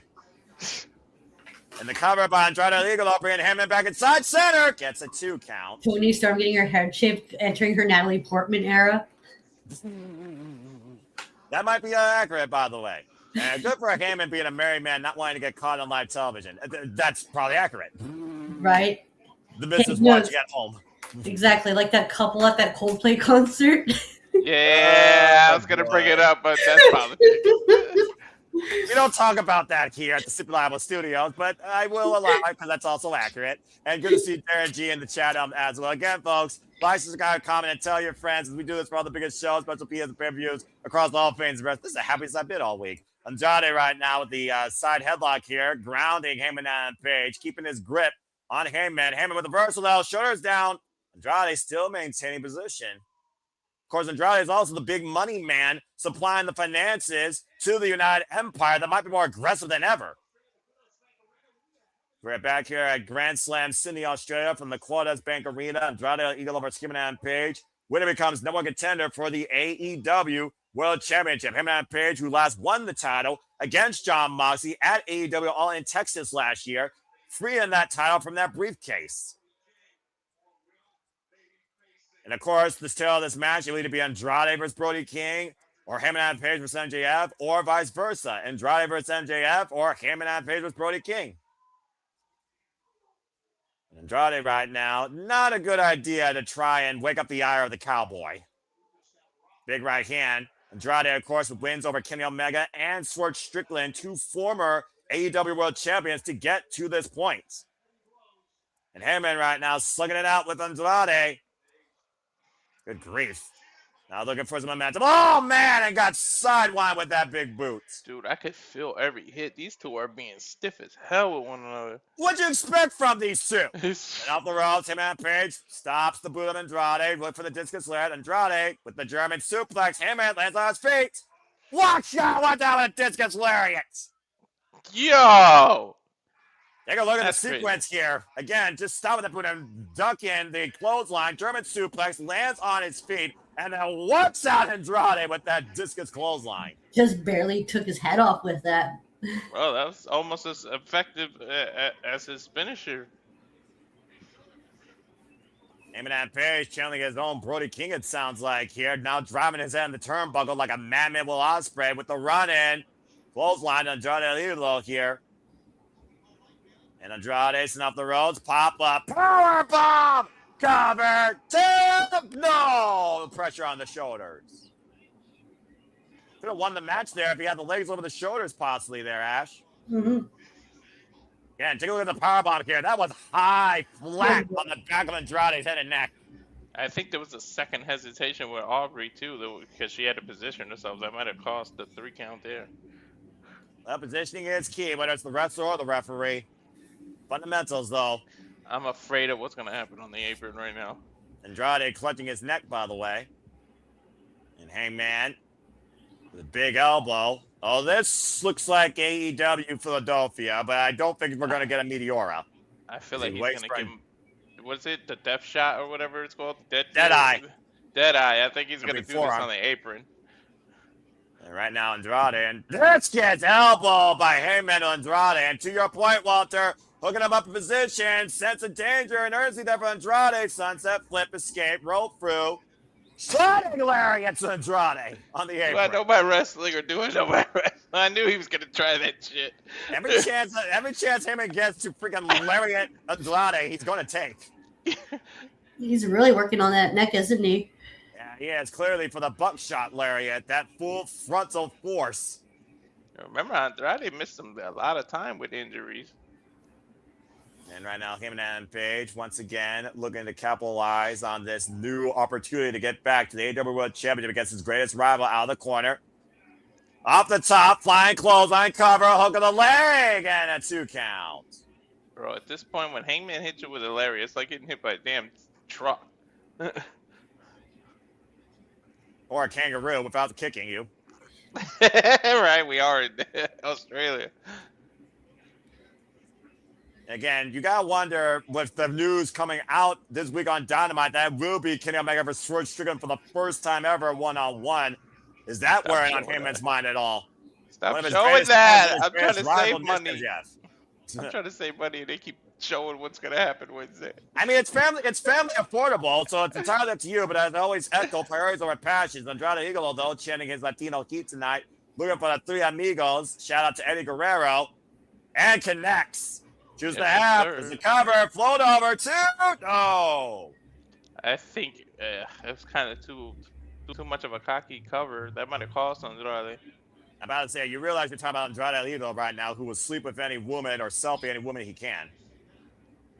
I'm just saying, maybe if he put his more of it on Adam's chest, he would have got the 3. Right now, Andrade Idolo might be looking for something big here out of the corner. Hangman down in the middle of the ring. What's Andrade thinking here? Oh my God! On the second rope, looking for the top rope, but I think you're onto something, Walter. Like a Spanish god, moonsault, double moonsault. He knew Hangman was gonna move. That's Gets crazy. the arm cover too, and Hangman gets the right shoulder up. Incredible awareness. Dude, my knees hurt looking at him do that shit. Yeah, about to say, got the knees out there, but still not enough to put Hangman down here. Pretty much a stalemate at this point, Ash. Mm-hmm. And again, does MJF actually care who wins this? Does he want Hangman more, or does he want Andrade for a first time ever? Hangman out of the corner. Wrecking ball clothesline takes Andrade down. In all honesty, he shouldn't even be paying attention to this because he shouldn't look past Brody King. And up and over. Well, he did say, I'm not looking past you, but in Australia, I'm going to make you my bitch. Tornado out of the corner over the top. Oh, wait a minute. Caught Andrade. Everyone's ready with the faraway throw of the barricade. Into the barricade, you son of a bitch. Ow. Pretty sure that's what Andrade is saying. Or Bendejo. Andrade might be going, ay, ay, ay, right now. That's definitely gonna do a number on that back. The back's kind of been the story here of Andrade this match. But I mean, Larry, I think about every bump. To your point, to go to the replay here. Nasty. Woman didn't want to take a selfie of that. And right now, Hangman and Page has Andrade scouting, caught and loaded, looking to slingshot and move forward into the. Oh, God, that back elbow! Cover! Two! Andrade nearly gets it! Jesus! Take a look at this. Went for the big boot instead. That ridiculous flashback elbow strike. Eat your heart out, Judas Effect. That nearly knocked Hangman Page's lights out. It's amazing how he goes for that fake out off that move as well. Now Andrade scouting Hangman for the meteor in the corner. And again, Andrade with Hangman looking for the Hammerlock DDT. Elbow cover. Two. No. Oh, my Lord. That Hammerlock DDT is what led Andrade Idolo to the NXT Championship, folks. But, of course, he has that new move now, that DM, which, of course, beat Kenny Omega and Swerve Strickland. Might need to do it here tonight. Look at the double to hook. The jackknife cover. Float over. Heyman. Reversal by Andrade. One. Now, Heyman. Both these men out of position. Bridge by Andrade. Heyman hooking up Andrade. Dead-eye! In the dead center of the ring, too. But he's not able to capitalize. I think he's trying to roll over so he can do the buckshot. I think he's rolling to the apron. Again, wait a minute. Don Callis going to the ring. What the hell is he doing? Arguing with Bobby Edwards, trying to create another distraction here. Somebody's going to come from the other side, or a screwdriver's going to come into play. Meanwhile, buckshot. Oh, went for the low blow. Heyman was able to scout it. Oh, what the hell happened? My monitor went out. And Heyman to the opposite side of the ring. Don Callis ran like the little bitch that he is. Heyman in position on the west side, looking for the buckshot. Lariat. 1, 2. Heyman is going to Revolution. I ain't seen nothing that they asked me to witness. My monitor went out, too.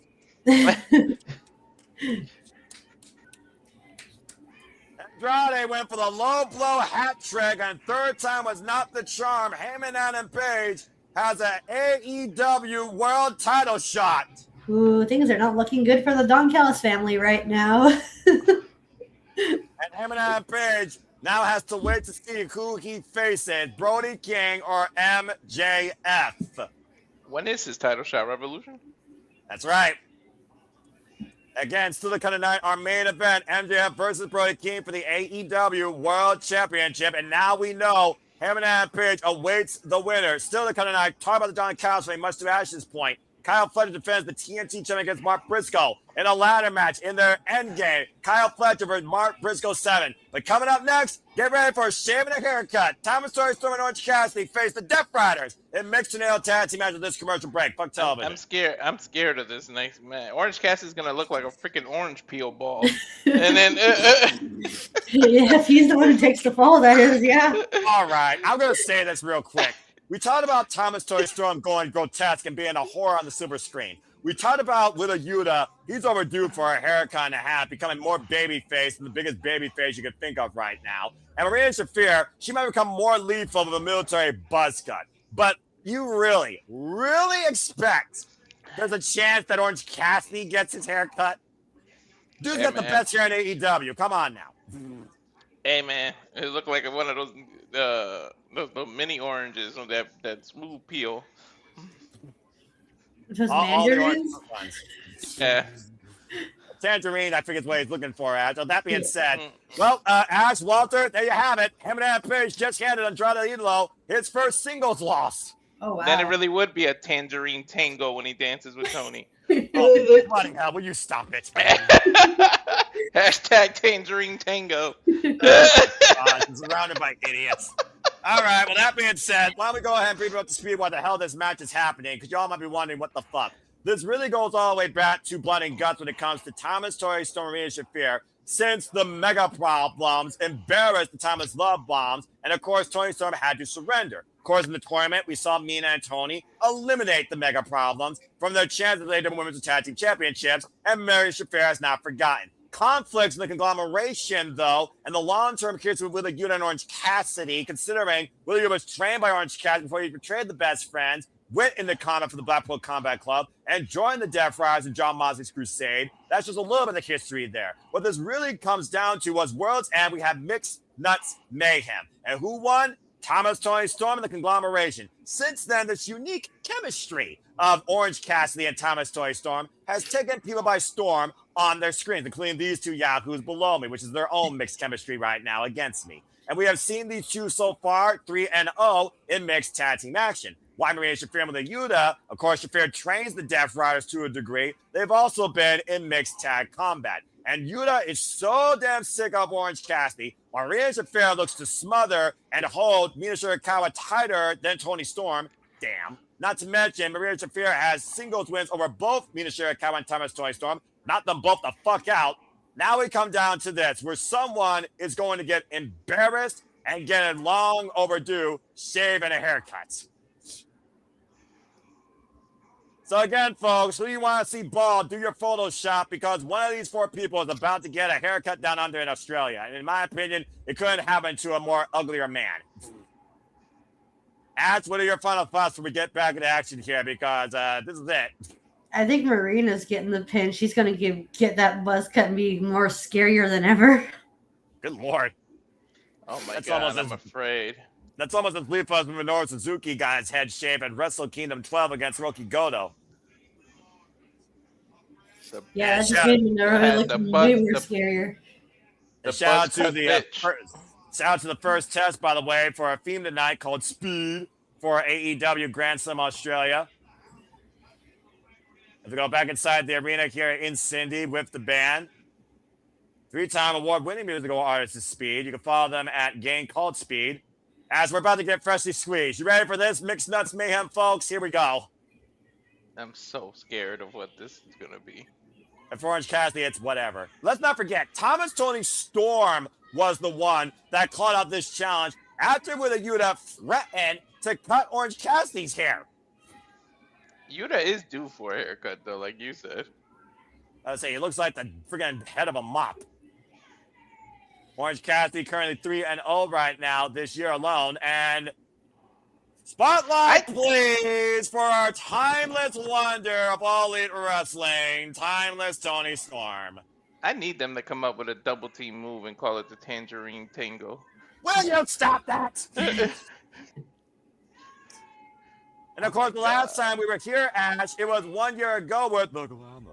Mariah May defended the AEW Women's World Championship, and Timeless Toni Storm won that title back before killing the Glamour once and for all with a Hollywood ending at Revolution. I'll give you this. At least this isn't WWE where they force you to lose in your hometown. So Toni might still get away. I mean, to your point, though, it's also been good for Australians. Harley Cameron did win, but then Lena Cross laid her the fuck out. I just can't picture beautiful Toni with no hair. No, don't do it. Well, that dark symphony you love to hear so much, Walter, may make your worst wish come true, because, Cindy, you got a problem. The problem. This is going to be weird. Just straight up weird. Bro, so weird. Again, you talked about before how Marina Shafir scares you already, Walter, considering the type of competitor she's been since being in ring in AEW. And Toni ain't gonna sit still for no hair, because if she loses, she's gonna end up being locked in Mama's milk before being sat into the chair. Well, to your point, we saw Mina Shirakawa smothered in Mother's milk. Wait a minute! Orange Cassidy and Toni Storm immediately taking it to the audience here. They ain't going to waste no time, especially what happened this past Wednesday night. I almost forgot to add, this past Wednesday night, they gave Mina Shirakawa a forced haircut in front of Thomas Toni Storm, who couldn't do nothing because she was in a balcony seat. Yeah, after they locked her in their mother's milk. And you don't touch Mina Shirakawa's hair. You thought Thomas Toni Storm was pissed off before. You can imagine how outraged she is tonight, Ash. No kidding. The delicate, glamorous. This is technically a regular match, right? Like in the ring, regular one fall. The tornado tag, but nonetheless, it is a tag match, and Marina Shafir taking a drink. I'm about to say, the audience helping her. Stirred it. About to say right now, we're up high in front of the All Elite Fleet. Open palm strike by Toni Storm, record-setting 4-time AEW Women's World Champion. And Wheeler Yuta trying to choke the life out of freshly screened Orange Cassidy, record-setting AEW 2-time international champion. We talk about how valuable women's hair is. How valuable is Orange Cassidy's hair? So, well, we got one single cut now. It's part of his whole gimmick, pretty much. I almost wonder if this will be false count anywhere. You see the referee is in the audience here, trying to restore some law and order. Open palm strike, Marina Shafir. Looks so weird without his hair. It's just like no. Yuta does have a bit of a bald spot in the middle of his head, so it might be he wants to cut his hair. Yeah, I'm about to say, what a forced way to a haircut, though. When Bryan Danielson had his haircut, at least it was donated to a better cause. With a Yuta right now going after Toni Storm and Marina Shafir are still fighting. Again, this is mixed tornado tag, and here in AEW, the men are afraid to fight the women and vice versa. And what the hell now is Yuta trying to do with Toni Storm? I'm scared. They're too close to he's the gonna try to put it through that table. Uh-oh, no, it looks like a pile driver! On the casings! They're so close to that lighting fixture, too, and she fell off. Well, this man literally turned into a handicap now. Wheeler Yuta very happy with his work as Toni Storm is lights out. Toni might have been pile driven out of this match. We got referee Stefan Smith and Lufa the Butler and other officials here checking on Toni Storm. To your point, the replay here. That was a pile driver on a stage crate, folks. I think Luther might be Luther the barber today instead of the butcher. Look how he's dressed. I think he's ready to give the haircut, but unfortunately, he might have to give it to literally Toni Storm, and she might not even be involved in the decision unless they bring her by force. Now, Wheeler Yuta and Marina Shafir are literally taking advantage of Orange Cassidy in a 2-on-1 affair. Right, just taking Toni Storm out of the equation. Yo, Cassidy, you better fight for your life. Your hair is on the line, buddy. And fuck you, Yuta chance ringing out here loud and proud. That's only a face a mother could love, and I don't think even Marina Shafir loves it. And Lufa right now is trying to maybe bring back Toni Storm to life, carrying her out of the wreckage. We bring back inside the ring. It's tornado rules, though. So again, Shafir and Yuta are both legal at the same time. Oh man, see what double team moves they do. Someone threw a shoe at German suplex with a bridge. It might be over already. 2 counts since referee Bryce Rensburg. To your point, as we've already seen these two in double team cohesion in Ring of Honor and on Collision against Skyflight. As this mixed tag continues, the rest are quiet picture in picture. Fuck television. Someone threw a shoe at Orange. Or was that Mina? Was that me? Oh no, that was probably Mina taking off her shoes. Yeah, about to say, yeah, you shouldn't be surprised by that. Of course, former MMA fighter Marina Shafir, one of the 4 horsewomen of MMA. Let's forget. Yeah, because Marina wasn't barefoot. She wasn't barefoot at the beginning, so that was her that did that. Well, again, that's just that judo background that she brings forward so much in her wrestling, as you've seen, Walter, in Bloodsport. Yeah, yo, dude, Orange Cassidy's in some trouble right now. That's putting it lightly. There's no need to tag either. Again, it's tornado tag, so it doesn't matter. And this has been literally turned into a handicap. And how long, Ash, have you think Wheeler Yuta has been waiting to get Orange Cassidy like this? Ever since he broke away from the best friends. Literally trying to take everything he took from Bryan Danielson. Let's not forget Wheeler Yuta was also part of Bryan Danielson's Warrior's death. Wheeler Yuta right now. I don't think any of these competitors have been to barber school, so this is about to get bowling shoe ugly. Well, Shafir might have, but she's always squared up, so that's a whole different conversation. For being perfectly honest here, I'm just saying. And again, right now, Orange Cassidy in a world of trouble, and it's surprising me that no one's coming to his aid. Where's the conglomeration, for Pete's sake? Then again, I came down under Australia. Now that I think about it, we are in Australia. Are there rules to this? It's a tornado tag. Of course there isn't. So yeah, conglomeration can help him.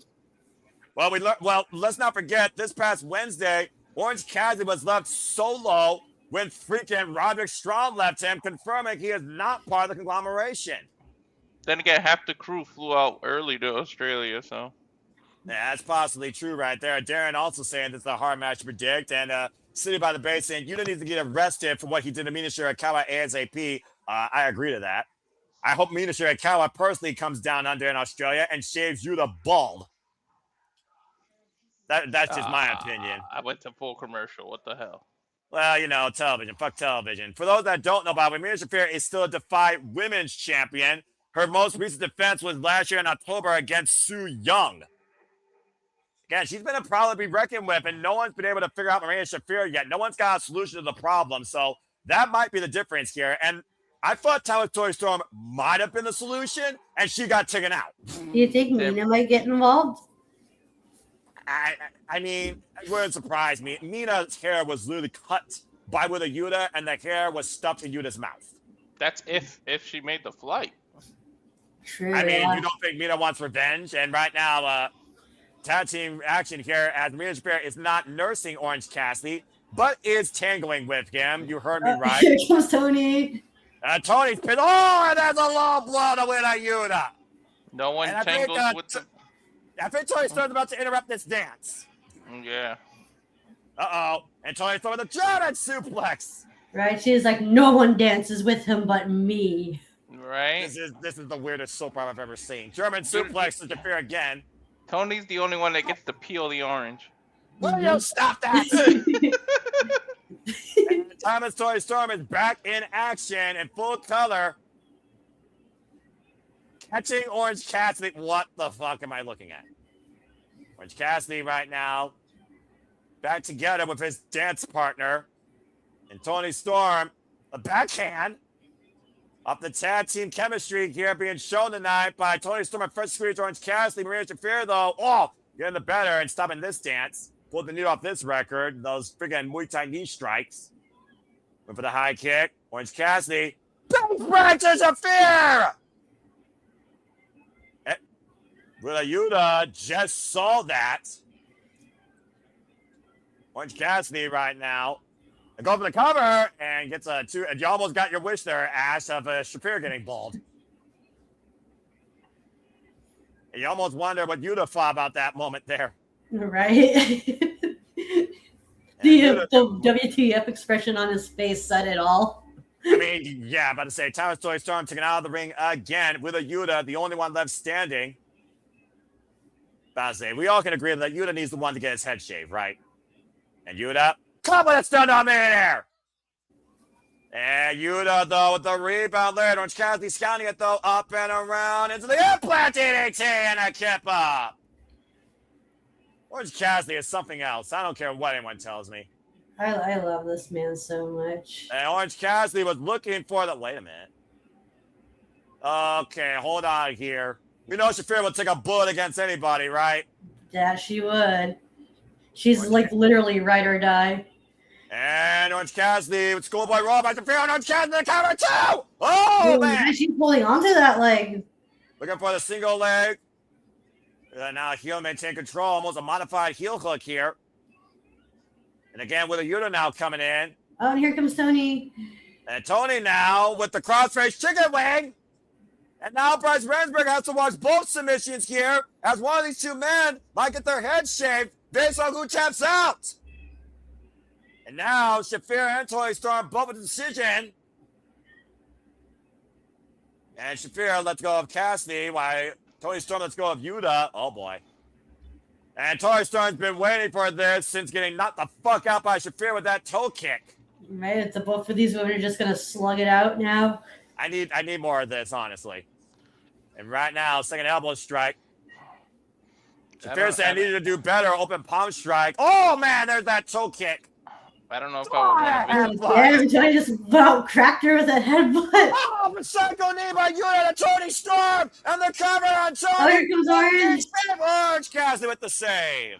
I don't know if I would want to visit a barbershop ran by any of these people. Oh, he hurt his ankle. About to say 2 count there for Willow Yuta. Yeah, Cassie's ankle is shattered. Yeah, well, wasn't for that intervention by Orange Cassidy, Toni Storm would have became bald, hairless. From timeless to hairless here. Can she have another? Can she even afford to have another cycle breakdown? We've seen Toni have breakdown. I mean, we saw what happened when Cody Rhodes was grotesque when he was no longer dashing, so I wouldn't rule it out.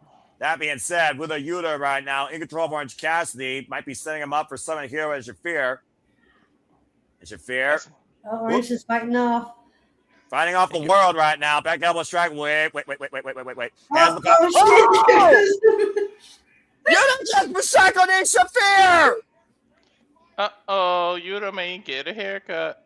Tope Suicida watch Shafir further away the entranceway, and Tamasori Storm with the German suplex to win a Yuta, and it might be time for a close-up before a haircut. Lights, camera, action. Hip attack in the corner. The orange right into the what's the pile driver called? Zero. The cover. Shit, you guys are getting his hair shaved. Another bold Japanese man. Long overdue for this hairy wreck. As Timeless Toy Storm preserves her long blonde locks, and Orange Cassidy remains with the coolest hairdo in AEW. Ladies and gentlemen, with a Yuta, time for a haircut. Shave his face too. I love this pairing. I hope they never split up. I told you. It's the orange and the peel. It goes together. Congratulations as Bryce Rensburg holds up the hand of Timeless Citrus, Timeless Toy Oh, Storm. look, Mina. Oh, hello, Mina. I like the bun look, by the way. Come on, it's the orange, the peel, and her real husband's name is Juice. It just goes together. That's true. Yeah. The thing is, though, Mina Shirakawa wasn't sure what to think of these two as a duo right now. And again, Bryce Rensburg is reminding Yuta, you decided this match. You have to honor the commitment. And Luther's already in a barber's outfit. Look. Again, I like the mustache. He's got the mustache, too. He's got the old school Italian Brooklyn barber. Get the haircut down near the area. You have to sit in the seat. Safety first. Of course, Yuta is not going to honor that. They're going to put him to sleep. But whether Yuta rather literally go out of this building or rather lose his job than lose his hair tonight. He's saying we could do it in the back. He doesn't want to do it in front of everybody in the TV. Well, I mean, hey, it's him or it's his job. I mean, it's up to him, I guess. It looks like no one's going to stop with a Yuta from Oh, wait a minute. John Moxley. You got to honor it, he's telling them. John Moxley does not appreciate failure. He's a bald guy. I mean, hey, the bald look can work. He's telling I'm bald. Shit, works for me. It really does, honestly. Even John Moxley understood what happened here tonight. Damn, Mina look good. Yeah, she always looks good. That just goes without saying. Back inside the ring. I still want the bisexual brawl. And Shafir is also here as well. Shafir accepting defeat. Or make it a bisexual battle royal. And we've heard the "You Deserve It" chant many a times here in AEW, and it's never been more poetically correct than right now. Marina's holding his hand. From cutting Mina's hair on Wednesday to Mina Shirakawa cutting his hair on Saturday.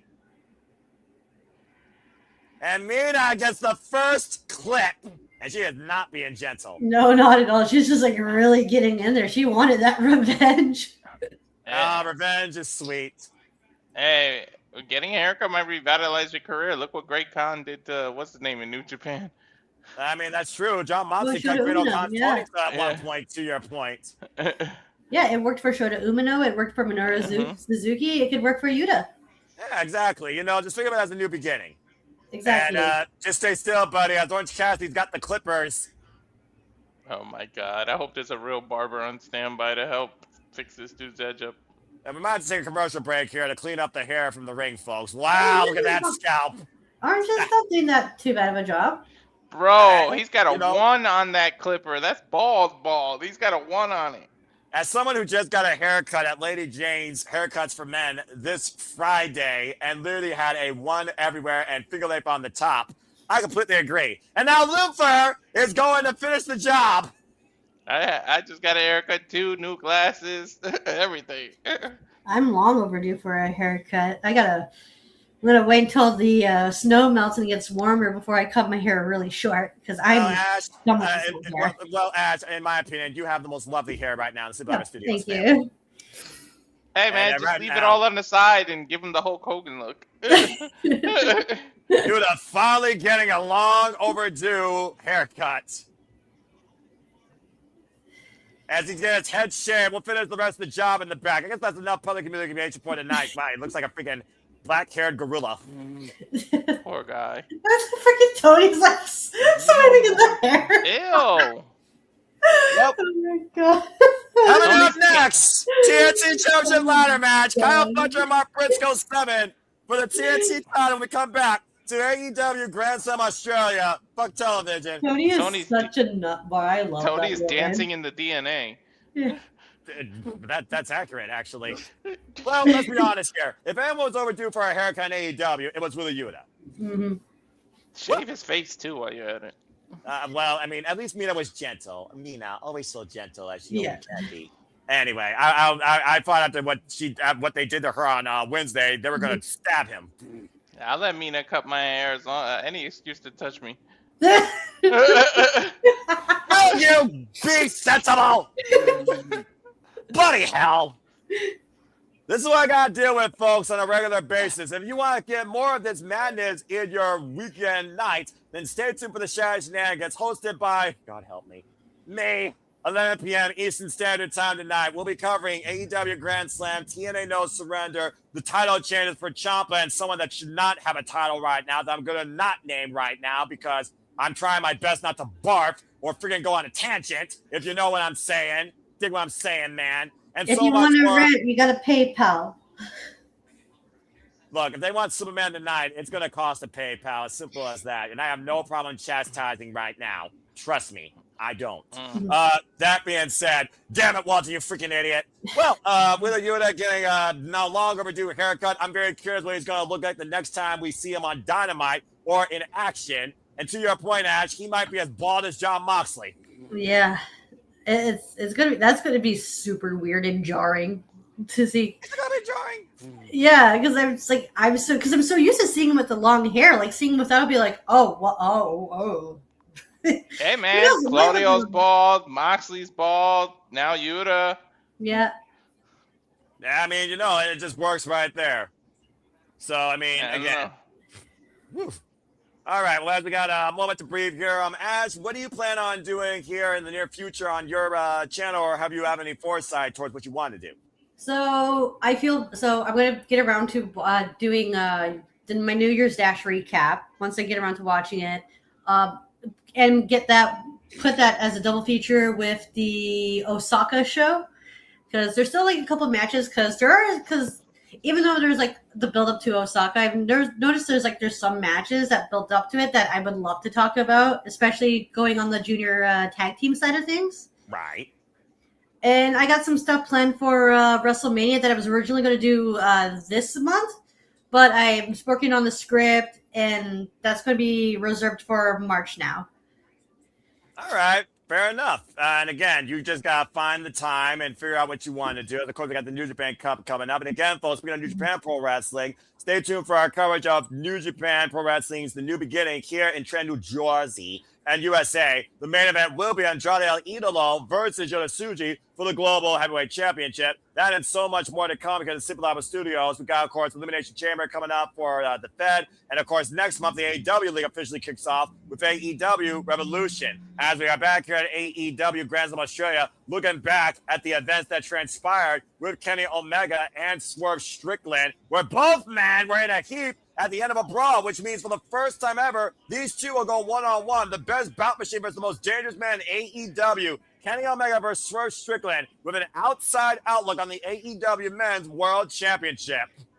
That's Gonna be a gonna slap. fucking banger. About to say, Look you to both the were about to say sky, the same thing boy. at the same time. About to say, you want some about bangers, here's something that's going to be a thriller.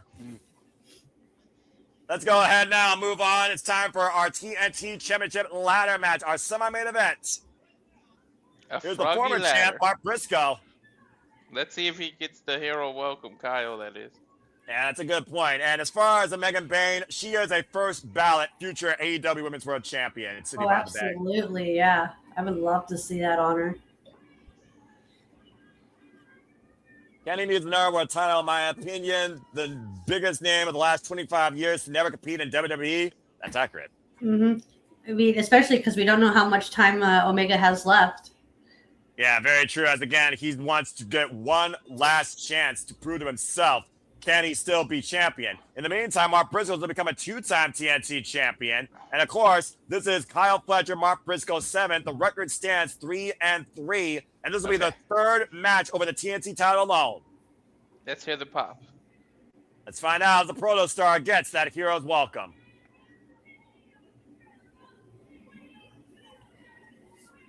That's quite an ovation right there for Australia's own. This is his actual hometown. He's from Sydney. That's correct. Sydney, New South Wales, Australia. Trained out of PW Academy by Travis Banks, Madison Eagles, and Ryan Eagles. No, he's 3-0 so far in 2026.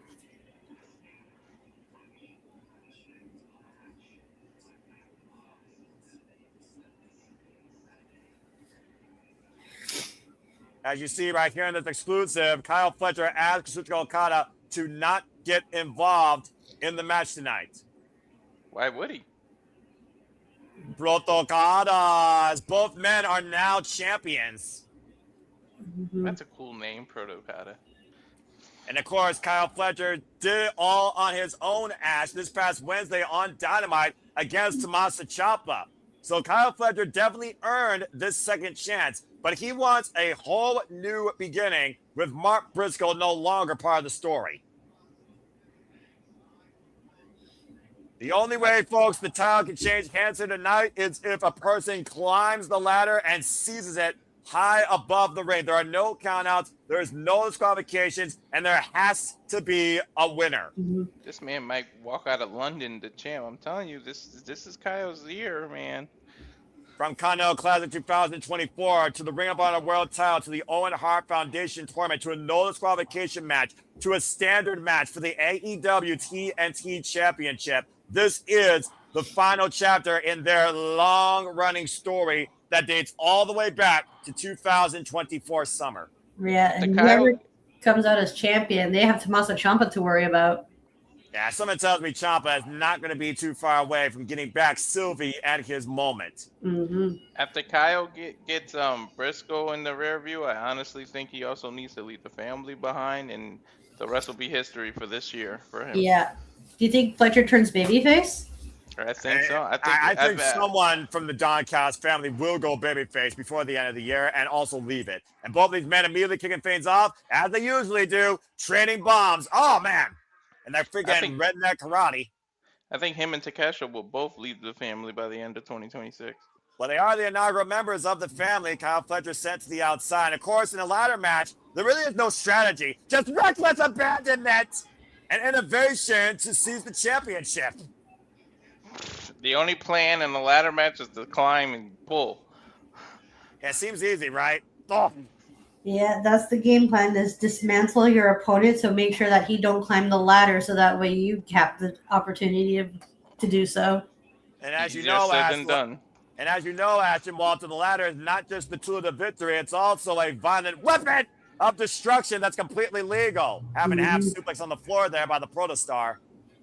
I love ladder matches. My favorite part about the ladder match is seeing the innovative ways the ladder is used as a weapon. I'm sure Kyle Fletcher, in his young uprising career, breakout star last year in AEW as well, let's not forget, not even 27 years old yet, has all sorts of devious intentions tonight in this ladder match. I bet you we'll see a You were saying, Walter? I bet you we'll see a helicopter spin. I mean, you know, again, let's also keep in mind, folks, this is a Briscoe we're talking about in a ladder match. They wrote the book on ladder matches in Ring of Honor. Ladder wars were defined by the Briscoes. Right, the kings of the Briscoes were the kings of ladder matches. SCU, Gorillas of Destiny, Young Bucks, you name it, they fought them in and out of ladder wars. You know, he's going to feel froggy, and he's definitely going to jump. Oh. The Kingdom as well. And again, snap suplex on the floor right now. Much to Ash's point, Mark Briscoe is trying to wear out Kyle Fletcher. What is Mark Briscoe thinking already? Probably here? a froggy bow off the damn rope. I mean ladder. Oh boy. And we saw ladders coming to play in the no disqualification match for the TNT Ooh, Championship. that Oh my could have god! gone so horribly wrong. Yo, he's lucky that ladder wasn't taller. Right? He just bounced off those ropes. That could have been nasty. Well, off the ropes to the apron to the floor. Still a very nasty landing for Mark Something's Briscoe. on Kyle's mind. I think he's gonna go for a moonsault of sorts. I mean, again, the only thing that limits you is reckless abandonment. Well, be damned! Moonsault the ladder, wiping Mark Briscoe on the floor. You know what could work against Kyle today? The pressure of trying to perform in his home crowd and make everybody proud of him can actually be a hindrance to him. He might not focus too well because he's just going to try to make them proud. Well, he's trying to make them proud or himself proud. The pressure the Protostar puts on himself since he broke out from Will Ospreay's shadow and his identity and opinion. Again, that was a nasty, nasty beat off that ladder. Kyle Fletcher has really come into his own and it's given mixed results. The thing is, Kyle can normally give a damn what the crowd thinks of him, but I'm thinking here in front of his hometown, I think he's going to try to feed off of it and might try to do too much, so he has to be careful. There's a palm strapper cut there by Mark Briscoe. Mark Briscoe off the ropes, preventing collision in the ladder. And Kyle Fletcher, though, as Mark Briscoe hoisted up and low darted into a suspended ladder in the corner. Yo, literally at the tip, that thing went flying.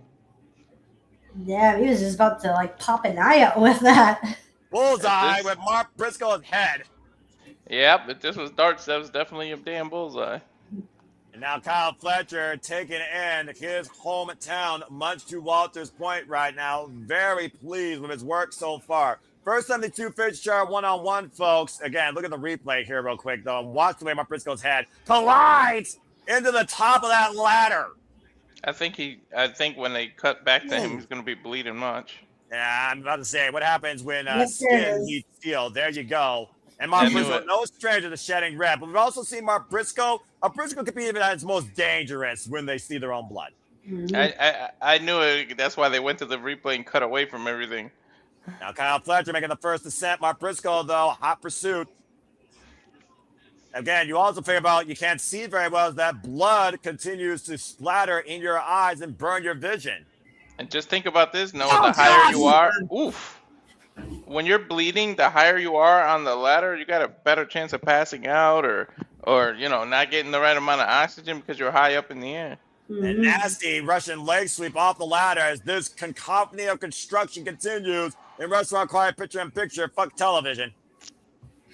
Now Mark Briscoe with the ladder in hand and Kyle Fletcher taking down off that ladder off that ridiculous Russian leg sweep, hoisted up in the corner. Might not want to turn around. Oh, God! Battering ram ladder into the head of the Protostar. Now both these men might be shedding red.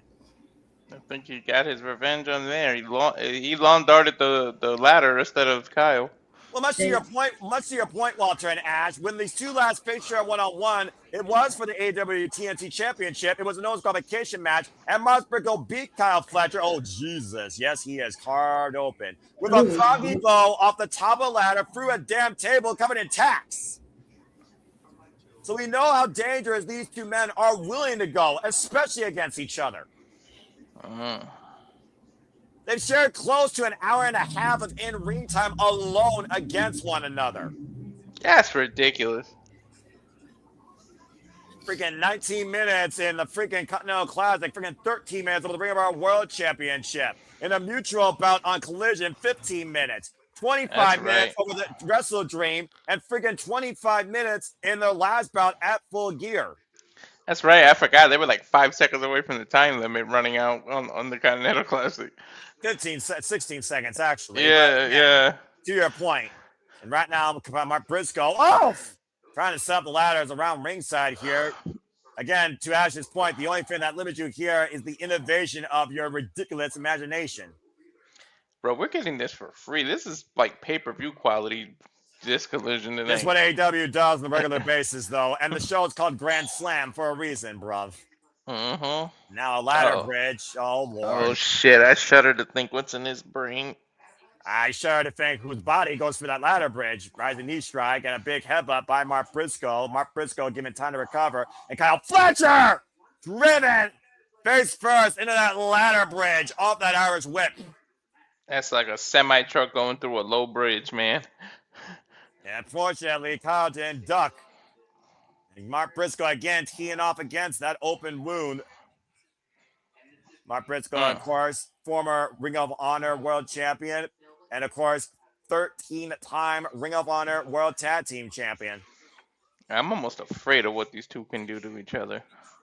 And Mark Briscoe right now hoisting up Kyle Fletcher to the apron. And, oh, my God, don't tell me oh! It's a Guri by the Protostar. It's a and very this is all while it's still picture-in-picture. Wait till we get back to full screen. Yeah, who says you have to rest during picture-in-picture when it comes to a ladder match? Nope, I'm still going to fucking try and kill you. As we are back here now, to your point, at Grand Slam Australia, the referees are only there to call the winner. They cannot stop this. TNT title on the line, and there's no time limit. And right now, Mark Briscoe hoisted up by Kyle Fletcher. Oh, my God. Yeah, they're literally just there to call for the bell when somebody pulls the title down. And big uppercut. Redneck karate on full display. Now Mark Briscoe picking up momentum at big boots. Suspends Kyle Fletcher on the ladder bridge. Oh, shit. Again, I think a Froggy Bro is coming. Are so self-deconstructive. And Mark Briscoe might be feeling Froggy Bro on the ladder bridge. That's like the fourth thing I've called. They've done. Oh my God. Good Lord. The question is, did he do more damage to his own body, Noah? When does a Briscoe not do more damage to themselves is the better question. The critical moment right now for Mark Briscoe to ascend the ladder and become a two-time TNT champion. Kyle Fletcher has been neutralized for the time being. And remember, Kyle Fletcher asked Kazuchika Okada to not get involved in this. Doesn't mean other members of the family won't, though. And Kyle Fletcher, though, is seeing the TNT title literally fade away from his eyes and picks the ankle just in the nick of time. The TNT Championship. Yeah, literally discombobulated might be Mark Briscoe and Kyle Fletcher, but enough awareness to stop Mark's ascent at the most critical second. Dude, just push the ladder over. Don't even fight Briscoe the body. And again, take fingertips. And to your point, Kyle Fletcher has Mark Briscoe hooked up. And oh no. There's a ladder on the rope. On a ladder! It broke in half, too. God almighty. I don't know what broke first, Briscoe's spine or the ladder. That ladder has been warped and buckled on that human body. Oh, boy, there it is. Take a close look at that. Well, that ladder's going to be no good for the rest of the night. That might have been Mark Briscoe's last ride there. Vicious, high jackknife Liger bomb. Will they see the homecoming hero leave with the gold tonight at Grand Slam Australia? Kyle Fletcher now on the ascent. And again, Mark Briscoe somehow back to his feet. It's a super kick. It's hard to climb with a busted back, though.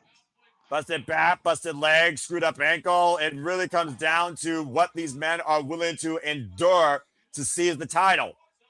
We've seen how far Kyle Fletcher takes things. Including a standing Spanish fly off the top of a steel cage last year against Will Ospreay at Revolution, to your point. Look how far he went when he wanted to get Ospreay into the rearview mirror and get that little rivalry over with. I hope there's enough ladders around ringside underneath the ring here, because at this point, they're going to break every ladder before they climb the only one standing. Somebody may need to make the equivalent of a Home Depot run, whatever store they got in Australia. I have no idea. And right now, we're getting a Richter set here. The ladder being placed with another ladder in between the turnbuckles here. And another bridge over troubled wire has been set up inside the ring this time versus across the outside in the apron. Oh, please don't die. It's probably Kangaroo Jack's hardware. Yeah, all it takes is one misstep here from disaster, Walter. I sense disaster. I'm scared. Again, big headbutt. And now Mark Briscoe buying the head of the open wound of the Protostar. Ew. Tastes like what? What did he say it tastes like? I think he said Vegemite. I'm not sure. And right now, Mark Briscoe teeing off the midsection against Kyle Fletcher. This is extremely scary. Now Fletcher, the audience chanting what I'm saying, please don't die. That is a very unsteady ladder. And Mark Briscoe might be looking to hook Kyle Fletcher for a J driller on it. On the suspended ladder bridge, Kyle Fletcher, please. J driller for the ladder. Jesus Christ. He hurt his own mommy and daddy button, as JJ calls it. My God, he's gotta be dead. Well, I hope Briscoe's done having kids. What the fuck? Take a look at this again as New Jets come Oh, back. shit. J driller for a suspended ladder bridge. Well, that's going to give him the opportunity. Oh, look, he's using the broken ladder as the first few steps to climb up higher. That's Kyle very creative. Really smart on him. And Kyle Fletcher is barely moving. Mark Briscoe slowly on the ascent once again to become a two-time TNT champion. That might be all she wrote here, folks. Oh, here comes Fletcher. How the fuck is this man still moving? Now it's a race to the top once again. Clubbing shot. You see the sweat flying off Kyle Fletcher's back with these shots. Take it down. Fletcher down. Briscoe up. That ladder is not underneath the championship either. Fletcher's like, no, you don't. And Kyle Fletcher immediately on the ascent. Where Fletcher get this boost of energy from? Well, adrenaline makes a man do crazy things, especially when the golden ambitions are behind it. Oh, dear God. Oh, no, not from there. Not like this. Kyle Fletcher looking up Mark Briscoe. Ash, I think you're on to something. From the oh, shit. Brainbuster! Off the ladder! As if Briscoe can afford any more brains to get busted. Man, that took them both out. Take a look at this! Above the height of the ladder, Protostar Brainbuster, Mark Briscoe fell 20 fucking feet on his damn head. I feel like he's putting that ladder into position now. Yeah, an absolutely sickening impact that might have concussed Mark Briscoe out of action. And Kyle Fletcher, to Ash's point, is putting the ladder back in the center. And Kyle Fletcher, once again, is looking to seize the TNT Championship and close this story once for all against his greatest, most formidable, Briscoe's annoying moving. rival. He's stirring. And again, I don't know how Briscoe's breathing. I don't know how both these men are even climbing. And again, all it takes is one shot to stop either of these men from taking one step closer to the TNT Championship. Now Mark Briscoe sat ladder next to Kyle Fletcher. You see the labor movements here by both men. Kyle Fletcher, fingertips away, has eyes on the prize. Mark Briscoe and Kyle Fletcher both on top of ladders. TNT title looming above them. Oh boy. The seventh match in this series that has been going on for 2 years now. Kyle Fletcher staggered. Mark Briscoe not in position, though. Again, reaching for the sky. And Mark Briscoe, Kyle Fletcher, tipper!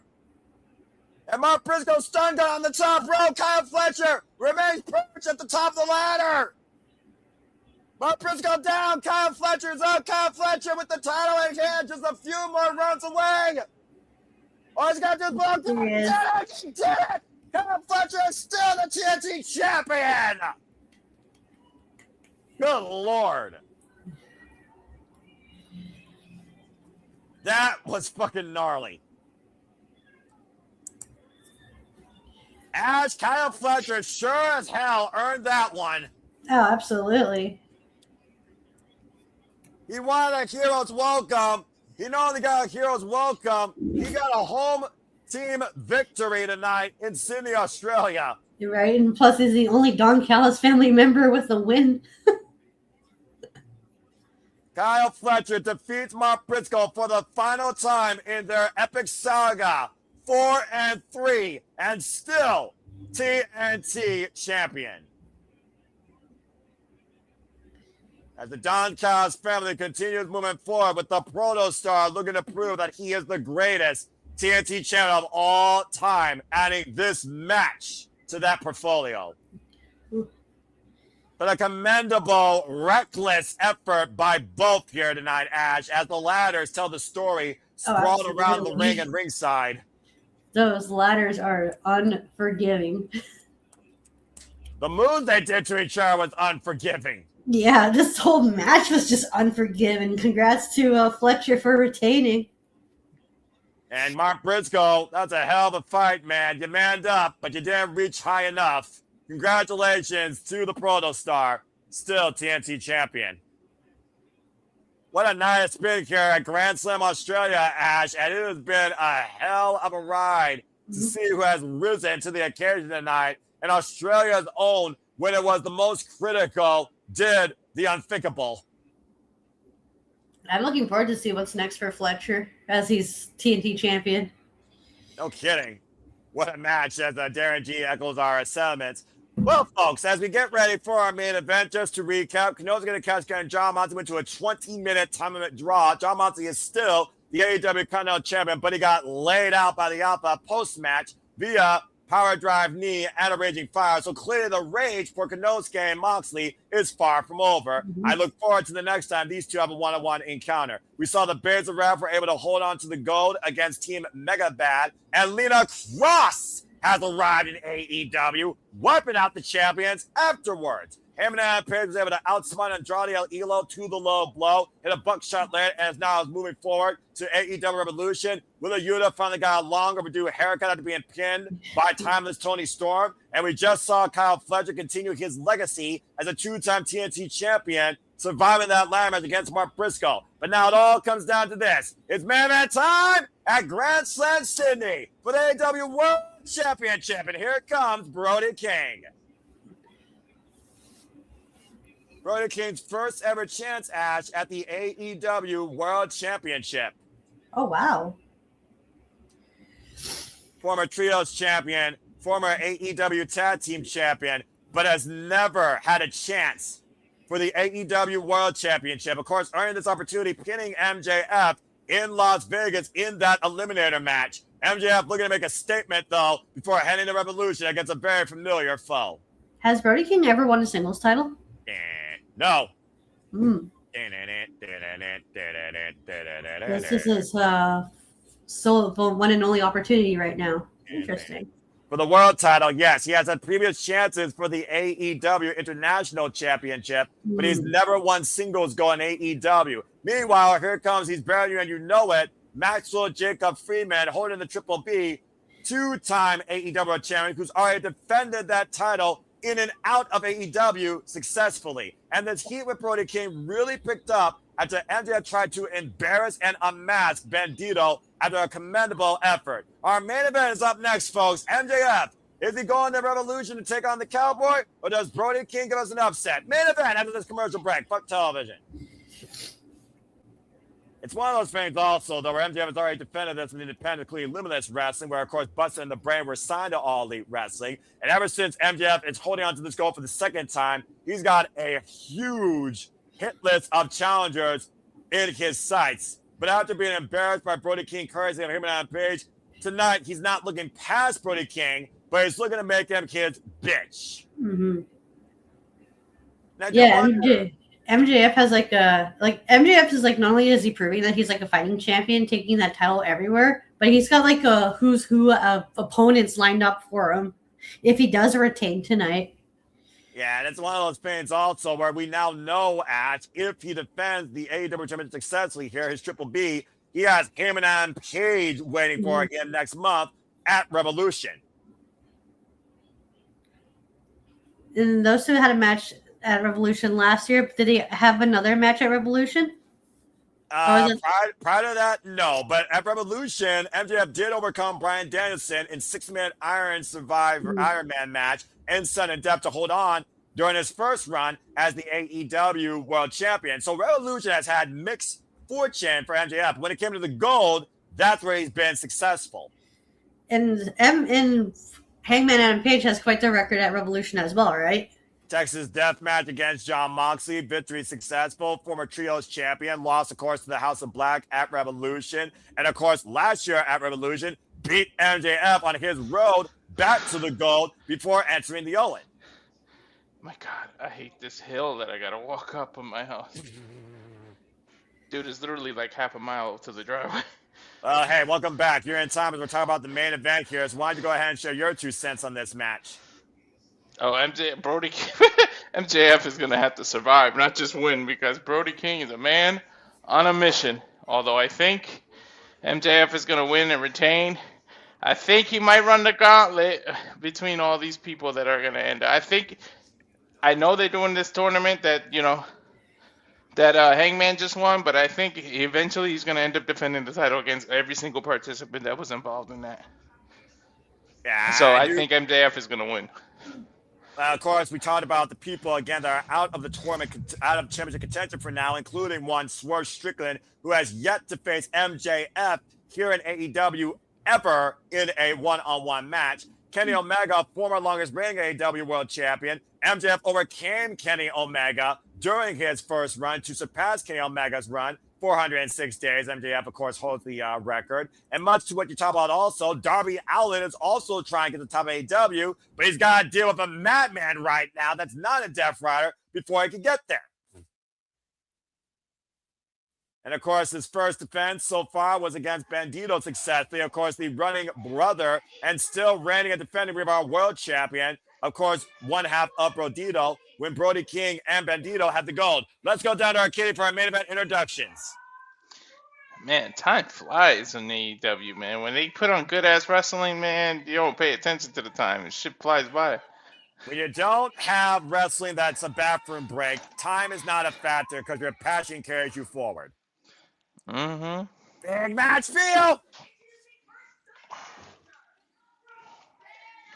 Definitely a big match feel. Yeah, I'm about to say one of the biggest, heaviest hitters in AEW. Brody King. Where's he from? Brody King was 3-0 so far in AEW. He's from Los Angeles, California. Mm. And, of course, from Long Island, New York, 29 years of age, our two-time AEW World Champion, 11 years involved in the game, Maxwell Jacob Freeman, the holder of the Triple B, MJF. No flag. And he's better than you. And you know it. And he's proven it time and time again. Of course, the last time we saw him and Brody King choked him out and gonzo bombed him into oblivion. You can talk all the shit you want about how cocky he is and how he's an asshole, but he goes out and proves it night after night after night. You got to admit that. When you're actually trying to write checks that your ass can cash, MJF is the definition of that. Yeah, he's a fighting champion, all right. The bell rings and we're underway. To your point, this will be his third defense of the Triple B. After overcoming Alec Price and also overcoming Bandito since winning the AEW World title last year at World's End against Samoa Joe, Swerve Strickland, and Hangman Page, pinning Samoa Joe, the man that first took it from him, as MJF immediately goes to the outside into the Sydney Australian audience. As only he can. Well, so far, this match is longer than the Eliminator, Ash. Sorry? This match is longer than the Eliminator. Yeah, I was surprised by that. They had Brody squash him. Like, oh, okay. I mean, that's one way to make Brody King look dominant. Well, yeah, when Hangman Page is the scourge of MJF's existence, what do you expect? And right now, kind of a tie-up here as we get things immediately underway. And, of course, Brody King is the heavier, more powerful aggressor that MJF is going to have to outsmart and out-technique tonight to leave still AEW World Champion. And don't forget, Brody King is agile, too, because that boy can flip. And running cannonball in the corner. MJF is very well aware of that. Kick to the midsection, though, as MJF looks to neuter this dog tonight. Side headlock applied. They got to follow up that game crazy-ass ladder match, though. Well, it's the cornerstone of AEW, the AEW World Championship. Swing and a miss, and right now, MJF outpacing Brody King. Swings out the back door. Brody King pushed up the ropes. O'Connor roll denied. And going on. And watch out on the lariat! That's a big left. Dude. What a left hook. Mm-hmm. Dude, that's a huge man. Every time he get hit, it's like crashing into a wall without the seatbelt on. Oy! Brody And that's King like is getting a frying pan to the chest. Referee Bryce Rensburg for this contest. Brody King is a big hoss wrestler. 6'5", 284 pounds. Uh-oh. Oh, God. MJF getting a tan tonight. Just getting the wind knocked out of him. And Tony Schiavone, a masochist, saying one more time. If MJF survives, dude, he would have really deserved and walked through hell just to survive. Overhead military press slam delivered. Right. And, Mir- guys, you were talking about bowling earlier. Is it me or is this kind of one-sided right now? Oh, And a right cannonball! to the gutter. Right into the gutters. As MJF was able to slip out of the way, seeing his life flash before his eyes. I still can't believe you guys don't do 5-pin down there. MJF is more defensive than offensive right now. Well, he I needs to mean, be he kind of against has to this big against the man. big man. Well, I'm about to say he's got to neutralize the big man's power, and that's a great way of doing it. As he goes after the legs, and of course, you take out the base, it's hard to stand for Brody King, and it's hard to exert all of that forward momentum that he loves to do with those lariats. Plus, take out- Oh, sorry. You take out the foundation, the house will fall. I was about to say that. Yeah, that Well, of course, we know eliminates his mobility. MJF has that Fujiwara armbar. We don't know if he has a leg-based submission. Mocking true, him yeah. and telling people to suck it. MJF loves to run his mouth, loves to jaw jack the audience, loves to get into his opponent's head. He wrestles so psychologically. And right now, trying to break Brody King down and looking possibly for a single leg crab. MJF was pointing to his down under. Oh, my. Again, Brody King, though, way too powerful to keep down on the mat right now. Just clubbing away at MJF.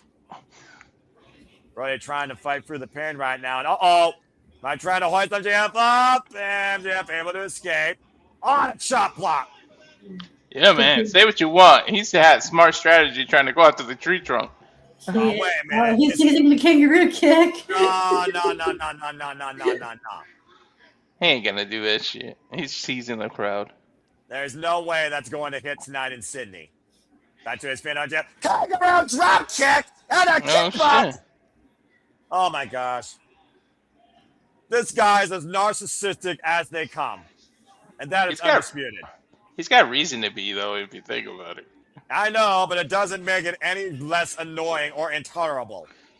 MJF right now looking to go off the ropes with a tope and Cena driving Brody King into the barricade. This is the great thing about a heel like MJF. When you talk that kind of shit and you can back it up, man. When your word is just as good as your promos, then there's no denying you. And up and over, sunset flip, unable to take Brody King down, breaks away the grip, and went for the senton. MJF again able to outpace Brody King. Oh, there he goes working on that leg again. Yeah, and MJF has exploited a weakness here as now literally grapevining that leg into a heel. I love how methodical MJF is. This is amazing. I love this shit. And the fact that he's attacking Brody King's legs versus his arms here shows how multifaceted MJF can be in a wrestling match. Everything's decisive. Yeah, everything's deliberate. You both mentioned how cerebral MJF is when he is actually in action. But the toughness and the resolve of Brody King, who's looking for his own singles gold this year. As this match continues, folks, the Wrestler Quiet picture-in-picture, our main event for the AEW World Championship. MJF, Brody King, second time ever, fuck television. Say what you want. There's no denying MJF. I think this is our last picture-in-picture, or at least it should be. So what do you think MJF is thinking right now? You're saying he's not looking past Brody King, but you gotta imagine he's gotta be a little bit irate, but he's also literally chopping at the bit, knowing that he could shut the Cowboy up, knowing that him and Adam Page awaits from Revolution if he gets free Brody King tonight. It's true. This guy, man, he might make that mistake of looking past Brody, though. Any chance he has to shut somebody up, he's going to take it. And again, right now, MJF in firm control, scouting the leg. Again, a kick right in between the knee, taking Brody King down. The moment Brody King was able to use the ropes to get up, MJF chopped him back down. You see Riley King right now clutching his left knee, trying to resolve it of some of the pressure that's been put on there and get some feeling back. MJF bringing Brody King back up, the snapmare. Slow and methodical approach here and implanting that foot. The leg DDT. He's running paces around his fallen challenger for the time being. Of course, his former Hounds of Hell and House of Black running mate, Buddy Matthews, last year in Australia challenged Kazuchika Okada for the Continental Championship. Came up short and had suffered a fractured ankle. And MJF just teabagged Brody King, and I don't know how wise that was. Dick thrust. This is the moment that MJF officially may have fucked up. And turning his back on Brody King, who is back up standing. Oh, and got chopped back to the corner. And Brody King right now driving MJF's head into the turnbuckles here. Of course, leader of his own heavy metal band, freaking head banging MJF here tonight. Elbow to the midsection, though, creates separation. He's treating him like a bass of a bass of a drum. And the moment that Brody King was trying to run in the corner, you noticed the leg gave out, and MJF immediately went on the attack and got full commercial break. Basically, got a one-legged man in an ass-kicking contest right now. How you gonna go from picture in picture? I'm thinking you're gonna go back and then you go into full commercial. Because television fucking sucks, and you know it. Well, that being said, I just see Ash down there, her cheeky smile. I mean, Ash, again, very smart approach here by MJF, but Brody King, he's been through some fair share of wars. Coming back with that surgery repaired hand, by the way, lest we forget. That's really smart. Thank you guys for like having on commentary because I don't have picture in picture here. It's just full commercial. There you go. Again, Canada, it's bizarro world all the time, 24/7, 365. But hey, you all use the metric system and you're still all right for a different type of world. And again, MJF, he's definitely been a different type of champion this go around. To your point, he's not ducking and dodging challengers, but he's making sure those that want to face him earn that right. It's not going to be a handout, and it's not going to be getting underneath his skin. He's not showing insecurity as much. He's showing a renewed confidence. We're back here at AEW Grand Slam, Sydney, Australia, and we will stay with this match as long as it takes, as we are in overtime. And Brody King looking to ride with the tope suicida on the outside. Yeah, and it took out the damage to his knee. Yeah, but again, sometimes you got to do a correct move to get ahead, especially for a championship. Again, this is Brody King's first ever chance at the AEW World Championship. He's been involved in AEW for quite a period of time now. The countout is in play, though. Of course, countout will mean that MJF will retain. Brody King's been part of AEW since 2022. MJF back in. Bryce Rensburg will continue the count on Brody King. Brody King staggering back up to a vertical base and rolls himself in to break the count. And right now, MJF. Well, that didn't do anything. Oh, man. And again, Brody King's upper body still working very well, Ash. Mm-hmm. A hard Irish whip. And once again, Brody King holds up MJF. Back body drop by Brody King. But again, staggering. Again, that added pressure to that leg and that knee. Yeah, because MJF did a number on it. Again, it was the cannonball earlier that ended up in the gutter. Let's see if you can call a strike this time. And can he move forward? MJF able to escape to the apron. Brody, though. Uh-oh, does this look familiar? MJF in a lot of trouble. Oh, no, he's fighting out. Oh, he's burning him. He's not fighting. He's burning him. Well, that's one way to escape it. I suppose. And right now, Brody King and MJF once again on the outside and grabbing a chair from behind the announce table here, trying to find something to give him some leverage. Oh, big elbow. And a massive bite by that dog to MJF's head. Now the champion with a seat, and uh-oh, this is a longer lane here, Ash. Yeah, do you think he's going to go for a strike this time? Well, I don't know how good bowling is down under in Australia. Oh, just a fall away cross body crushing MJF. He might hit the 7-10 split. MJF literally crushed underneath Brody King's girth. I think he hit his own knee, though, against the chair. Yeah, that's a good point, though. As you see, Brody King immediately grabbing that knee, and both men right now are down the outside. And Bryce Rensburg starting his 10 count. Brody King rising back up to his feet, though. Count up to 4. Brody down, but not out. MJF the same. MJF sent back inside the ring. Let's see a third time's the charm here, possibly. Cannonball, probably. Let's see if Ash can actually call the strike this time, because I think MJF is set up perfectly in the corner. And can that leg hold up? Again, trying to get some feeling back in that knee. And the cannonball connects. Ooh, Fred Flintstone style. Dragging the center into the cover. 2. No. MJF survives the onslaught. Whew. A little bit of pain and frustration coming out of Brody King off that one, considering how much that might have hurt him in the long run. Right, that leg is not going to be any favors. No, especially like how much work that has been done on that leg all throughout the match. And that knee, too.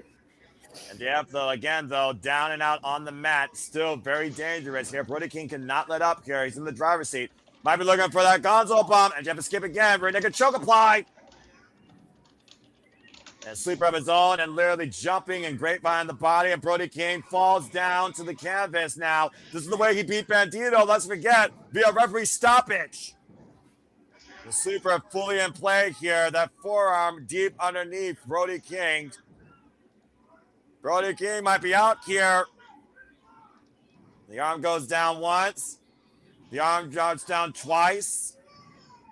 Again, if it goes down a third time, MJF will retain the AEW World Championship. Oh, my Bandito's here. And Bandito's saying never give up. Remember, again, these brochachos have been literally for one another when they needed them the most. Yo, Bandito better not turn heel, dude. And face to Bandito's fighting spirit of support. Brody King continues to fight on here. Brody King getting back up to his feet. MJF still, though, on his back. And, oh, gosh! No, I didn't see ROH. What happened to Bandito's hand? Blake Christian assaulted it. It was an 8-man lucha tag. And, of course, we know that Blake Christian wants Bandito's Ring of Honor World Championship. Yeah, those two have been feuding for quite some time now, haven't they? Of course, Blake Christian still upset losing out on Survival of the Fittest at Ring of Honor Final Battle, Ash. Right now, MJF rolls to the outside, and Brody King back up inside. Of course, MJF knows the title cannot change hands via count out or disqualification. Looking for the tope, and hooking at Brody King's head. Uh-oh. DDT on the apron. Nicely scouted by MJF there. Just draped Brody. And it might be dead weight here, and we know MJF will take a count out. To your point, Ash, you think about when MJF lost that tables and tax match to Mark Briscoe. What he said he needed to do. He needed to reevaluate himself. He needed to find what made MJF. And ever since coming back at World's End and recapturing the Triple B, MJF is once again better than ever, even for himself. Yeah, he's here to show why he's the ace of AEW, and that first title reign of his was no fluke. And right now, Brody King, with the fireman's carry, death-by driver at MJF in the barricade. I think he hit that chair, too. MJF in a heap. And to your point, Walter, I think he literally collided into the chair. And the exposed concrete, as you see behind those pads and barricades on the arena's floor. Bandito encouraging Brody King to get up. Both these men laid down and out on the outside. AEW World Championship hanging in the balance. And Hangman Page is the next challenger. Yeah, the town continues here. And Bandito is trying to wheel Brody King on, saying the next World Champion is going to be you. I don't know. I got a weird feeling about Brody being out here, man. Up to 4 right now. Bandito should have stayed in the back. To 5, and you see the way Brody King is still grabbing that left leg. Up to 6. Even if Brody King is getting back inside the ring and stop this count. Yeah, he's got to grab MJF because if he can't win the titles with via count out. Exactly, and MJF's dead weight. Up to 8. Up to 9. Well, It's a they barely made it into the ring. And Brody King had to bring MJF inside with him. It wasn't a matter of both men going inside at the same time of their own will. Mm-hmm. And it took a while because, like, again, the damage done to his leg. And again, you see Brody King still grabbing that left knee, but MJF is not moving. Slowly staggering and getting it's the Dynamite Diamond ring. MJF again always has that ring in his trunks and will produce it when he thinks it's the most critical time to do so. And Bryce Remsburg catching him red-handed. Oh! What a elbow strike by Brody King. Just clocked that boy. And MJF staggered on the yeah, he knows where he is. Oh no! How many's gonna hang in there, Ash? That oh shit look on MJF's face was priceless. And MJF might literally be incapacitated again as he falls asleep on the floor. Brody now falls on through, bringing MJF back inside. This is how Brody beat MJF. With the Gonzo bomb, he hasn't hit it yet. If he hits it, we got a new AEW World Champion. Can he hoist him up, though? And got him up. Top bomb connects! Cover! No! Whoa! No one has been able to kick out of the Gonzo bomb, guys, and MJF just did that at 2 9/10. I was ready to say we got a new AEW World Champion. Legit. Mm-hmm. Woo. Brody King showing the intestinal fortitude in the heart of a champion, just as the challenger. Can you imagine Hangman Page versus Brody King for the title? I'm just saying. Be a whole different match that would slap hard. Uh-huh. Brody King staggered up to his feet. MJF dropped toe hold, though. Smart move by the champion, and Brody King to the apron. And right now, MJF, we talked about, again, it's not the IQ of MJF that people may literally have spots and side effects about. It's the attitude. And right now, pushing down that knee pad, ripping away any support that Brody King has. You see him wearing that supportive knee brace. MJF. He also, remember, he has more than one ring, so the referee might have caught it with just one. That's a good point. And right now, MJF is exposing that knee and taking a bite out of it. For crying out loud, what does this prove? Like, seriously. Take a bite out of Brody. Yeah, I don't know necessarily that that's more insult to injury. Maybe he saw a McGruff or McCrime dog commercial and took a bite out of crime. And right now, the biggest crime in MJF would be losing the AEW World Championship tonight, according to his mindset. Uh-oh. Brody King hoists up MJF, pausing for a Gonzo bomb on the apron. This would end MJF as far as we know it. And again, that knee, the knee. It buckled, yeah. Dude, if he lost the title here, you know how much longer that 21-hour flight would feel? And back elbow strike. Well, at least he still has a Valentine to go home to, at least a toot. And right now, Brody King once again might be looking at incapacitated MJF, but again, the knee exposed and MJF immediately on the attack for survival. Dude, exposed me, by the way. And now, picking up by his beard and MJF, what the hell? Is he going to do that No heat way. seeker? Oh, no, Tombstone. An impressive show of strength by MJF with the... Oh! Landing Brody King back first on the apron. That wasn't a tombstone pile driver. That was just a literal power slam on the apron. Nah, he flipped him forward so he doesn't spike his head. Or maybe he was losing balance. Again, that's a lot of weight for MJF to hold in position.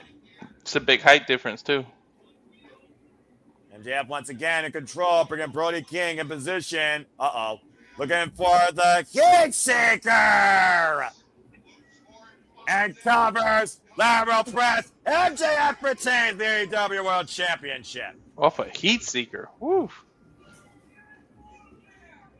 He kept on biting down, and breaking down that foundation. And it led to MJF with a heat seeker, to Walter's point, holding on to the AEW World Championship. It's far from over for him because he's still got a cowboy waiting in the wings. Yeah, again, though, guys, look at this Gonzo bomb. Look how close we were to the 3 counts. Inches away from a new champion. But again, Brody King power slammed on the apron and then set up for that heat seeker with no leg support, by the way. Driving Brody King down on his head. Lateral press to remain the AEW World Champion. And they're going to dig deep for that defense, though. And of course, we now know. Well, I was going to say. Well, here he comes with a contract in hand. Again, to Ash's point, folks, it is MJF versus Hangman Page, official now at AEW Revolution for the AEW World Championship. And it looks like Hangman Page has a contract in hand. From opening Revolution last year to possibly main eventing this year. Let's be honest, you know these two are going to main event Revolution this year, Ash. They're the story of AEW.